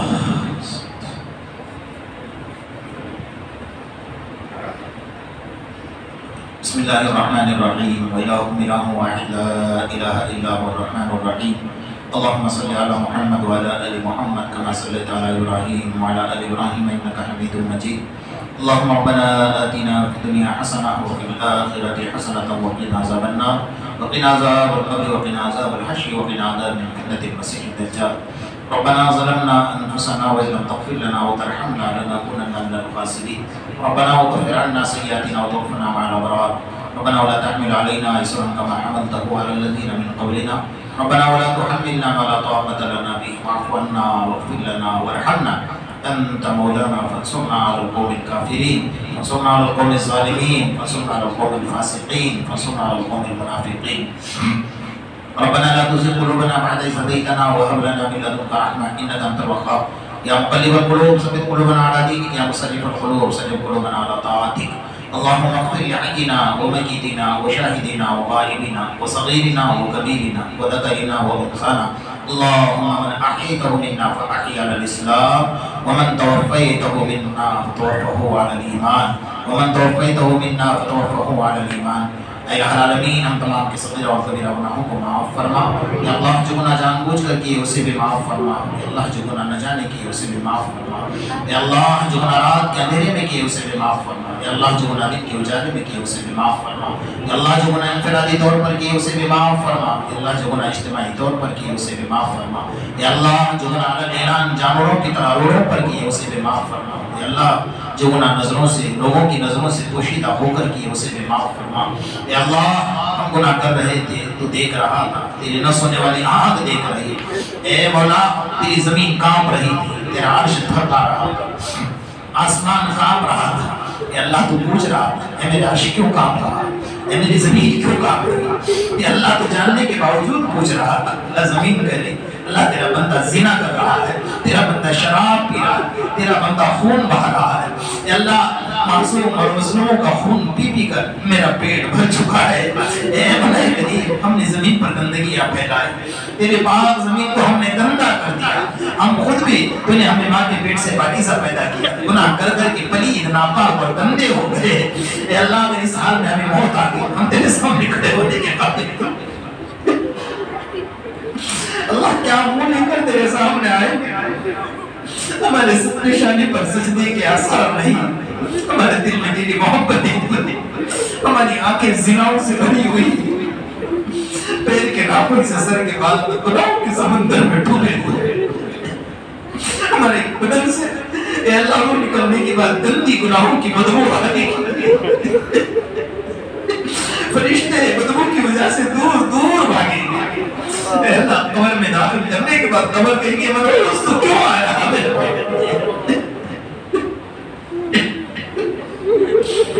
اے اللہ ہم نے کوئی رات کوئی دن کوئی گھڑی ایسی نہیں جس میں تجھے ناراض نہ کیا. اللہ ہم جانتے تو ناراض ہو چکا ہے، اس لیے غیروں کے ہاتھوں سے ہم پٹے جا رہے ہیں، ہماری ماں بہنوں کی عزت لوٹی جا رہی ہے، ہمارے بچے شہید ہو رہے ہیں. اللہ قرآن جلایا جا رہا ہے، ہمارے گناہوں کی نحوست کی وجہ سے یہ سب کچھ ہو رہا ہے. اللہ تیرے قرآن نے کوئی غلطی نہیں کی، تیرے مسجدوں نے کوئی غلطی نہیں کی. लोग दुनिया से बेईमान जा रहे हैं, ईमान वाले भी बेईमान जा रहे हैं, अपने ईमान का सौदा कर रहे हैं। हमारी बेटी अगरों का हाथ पकड़ कर जा रही है। अल्लाह हमारे माशरे की हिफाजत कर, हम ईमान की कदर नसीब कर, हमारे ईमान की हिफाजत कर। हम कमजोर हो गए, हम बुज़दिल हो गए, हमें मुकम्मल ईमान अता फरमा, सहाबा वाला ईमान नसीब फरमा। अल्लाह सहाबा वाला ईमान नसीब फरमा, मुसलमानों की मदद फरमा। अल्लाह ये जालिम जो हमारे ऊपर तुले हुए हैं, हमें मारना चाह रहे, हमें मिटाना चाह रहे, अल्लाह इन्हें तहस नहस फरमा दे। अल्लाह इनकी जमातों को तोड़ कर दे, इनकी इरादों को खत्म फरमा दे, बातिल परस्तों की ताकतों को खत्म फरमा दे। मुसलमानों में इत्तेहाद इत्तेफाक नसीब फरमा। अल्लाह मुसलमानों में इत्तेहाद इत्तेफाक नसीब फरमा। हमें नमाजों का पाबंद बना। अल्लाह हमारी माँ बहनों को नमाजों का पाबंद बना, पर्दे का पाबंद बना। अल्लाह के मैदान में हज़रत फातिमा पूछेगी, है मेरी बहन बगैर पर्दे की क्यों फिरा करती? आयशा पूछेगी, है मेरी बेटी बगैर लिबास बगैर पर्दे के क्यों फिरा करती? बोला हम जवाब नहीं दे पाते। अल्लाह हमारा नाम है अमाल जो हमारे आका के पास पहुंचता होगा, हमारे आका सोचता कि मेरे उम्मत के नाम है अमाल आ गए। अल्लाह जब आका खोल कर देंगे, अल्लाह हमारे आका की चीखें निकलेगी, आए निकलेगी, मेरे उम्मत के लोगों तुमने तारीफ में मेरे पत्थर खाने की लाज नहीं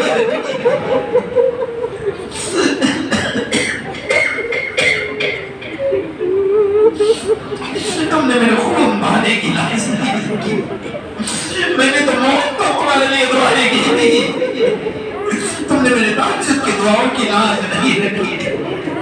हमने सबका दिल दुखाया है, आका का दिल दुखाया। अल्लाह तुझे नाराज किया, अल्लाह तुझे नाराज किया। अल्लाह राजी हो जा, अल्लाह राजी हो जा, अल्लाह राजी हो जा। अल्लाह तू नाराज है, अल्लाह 100% तू नाराज है। ऐसा हो नहीं सकता कि तू राजी भी रहे और तेरा नाम लेने वाला ज़लील हो जाए।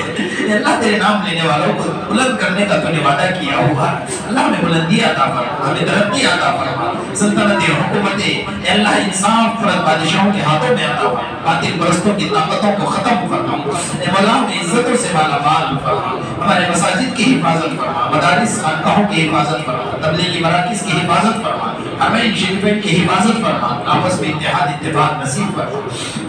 अल्लाह जो लोग प्रोग्राम कर रहे हैं, इसमें जो खर्च कर रहे हैं, आने वाले उलमा की कदर कर रहे हैं, मौला करीम सबको इसका दुनिया आखिरत में बेहतरीन बनना नसीब फरमा।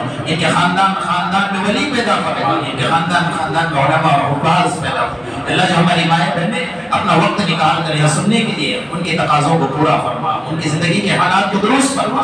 जो बेटियाँ घरों में जवान होकर बैठी हैं, माँ बाप के पास असबाब नहीं है, अल्लाह तूने किसी को बगैर जोड़े के पैदा नहीं किया, सबके लिए नेक साले जोड़ा नसीब फरमा। अल्लाह जो जोड़े बनकर टूट चुके हैं, उनके भी जोड़ों के इंतजाम फरमा। अल्लाह जो बेटियां जो बहनें शादी होकर घरों में बैठी हुई हैं, अल्लाह उनके भी जोड़े का इंतजाम फरमा, मोहब्बत नसीब फरमा। नफरतों से, झगड़ों से, फितनों से, फसाद से, एक दूसरे का दिल टूट जाने से हम सब की, हमारे माशरे की मुकम्मल हिफाजत फरमा। हर बुरे आने वाले हालात से हमारी हिफाजत फरमा, ज़मीनी आफतों से, आसमानी बलाओं से हमारी हिफाजत फरमा। ये जितना मजमा बैठा हुआ है, उम्मीद लगाकर बैठा हुआ है, ए मौला करीम हमारी उम्मीदों को मुकम्मल फरमा, अपने खजाने गैब से हमारी हाजतों को पूरा फरमा। ए मौला करीम जो मांगा वो भी अता फरमा, जो मांगने से रहेगा वो भी अता फरमा, आइंदा जो मांगेंगे वो भी अता फरमा। शब बारात की दौलत से मालामाल फरमा, रमज़ान मुबारक की आमद पर सही इस्तक़बाल की तौफीक नसीब फरमा, रमज़ान मुबारक हम सबको नसीब फरमा। अल्लाहुम्मा बारिक लना फी रजब व शाबान व बल्लिग़ना रमज़ान, अल्लाहुम्मा बारिक लना फी रजब व शाबान व बल्लिग़ना रमज़ान, अल्लाहुम्मा बारिक लना फी रजब व शाबान व बल्लिग़ना रमज़ान। अल्लाह शब क़द्र की दौलत से मालामाल फरमा, रोज़ों की बरकतों से मालामाल फरमा, तहज्जुद अता फरमा, तक़वा अता फरमा, नमाज़ों की पाबंदी की तौफीक अता फरमा, अपनी मोहब्बत अता फरमा, कुरान की मोहब्बत अता फरमा, तेरे हबीब की मोहब्बत अता फरमा। मना रसूलुल्लाह की सुन्नतों के जिंदे जनाज़े निकाल दिए, अल्लाह चेहरों से दाढ़ियाँ हटा दी, अल्लाह सरों से टोपियाँ हटा दी, अल्लाह क़यामत में क्या सिफारिश की उम्मीद लेकर जाएंगे। भला हम सबको सही समझ नसीब फरमा, अल्लाह माशरे की इस्लाह फरमा, जो बेकारोबार है उन्हें कारोबार अता फरमा, अल्लाह जो बेरोजगार है उन्हें रोजगार अता फरमा, बेमज़दूर को मज़दूरी अता फरमा। हम सबको जब तक इस दुनिया में रहे ईमान की दौलत से मालामाल फरमा, मौत के वक्त में अल्लाह कलमे की दौलत से मालामाल फरमा, बगैर कलमे के बगैर वसीयत की मौत से हमारी हिफाजत फरमा। अल्लाह जो बीमार है उसको शिफा अता फरमा, जो मुसलमान जेल की कोठरियों में बाइज्जत उनके रिहाई के असबाब पैदा फरमा। जिन लोगों ने दुआओं के लिए कहा है या लिखा है, जिनका हम पर हक है या जो हमसे उम्मीदें रखते हैं, سب کی حاجتوں کو اپنے خزانے غیب سے پورا فرما، ہم سب کی دعاؤں کو محض اپنے فضل و کرم اور آقا نامدار محمد رسول اللہ صلی اللہ علیہ وسلم کی صدقے تو خیر میں قبول فرما۔ یا رب صلی وسلم دائما ابدا علی حبیبک خیر الخلق کلہم۔ ربنا تقبل منا انک انت السمیع العلیم وتب علینا یا مولانا انک انت التواب الرحیم۔ سبحان ربک رب العزة عما یصفون وسلام علی المرسلین والحمد للہ رب العالمین برحمتک یا ارحم۔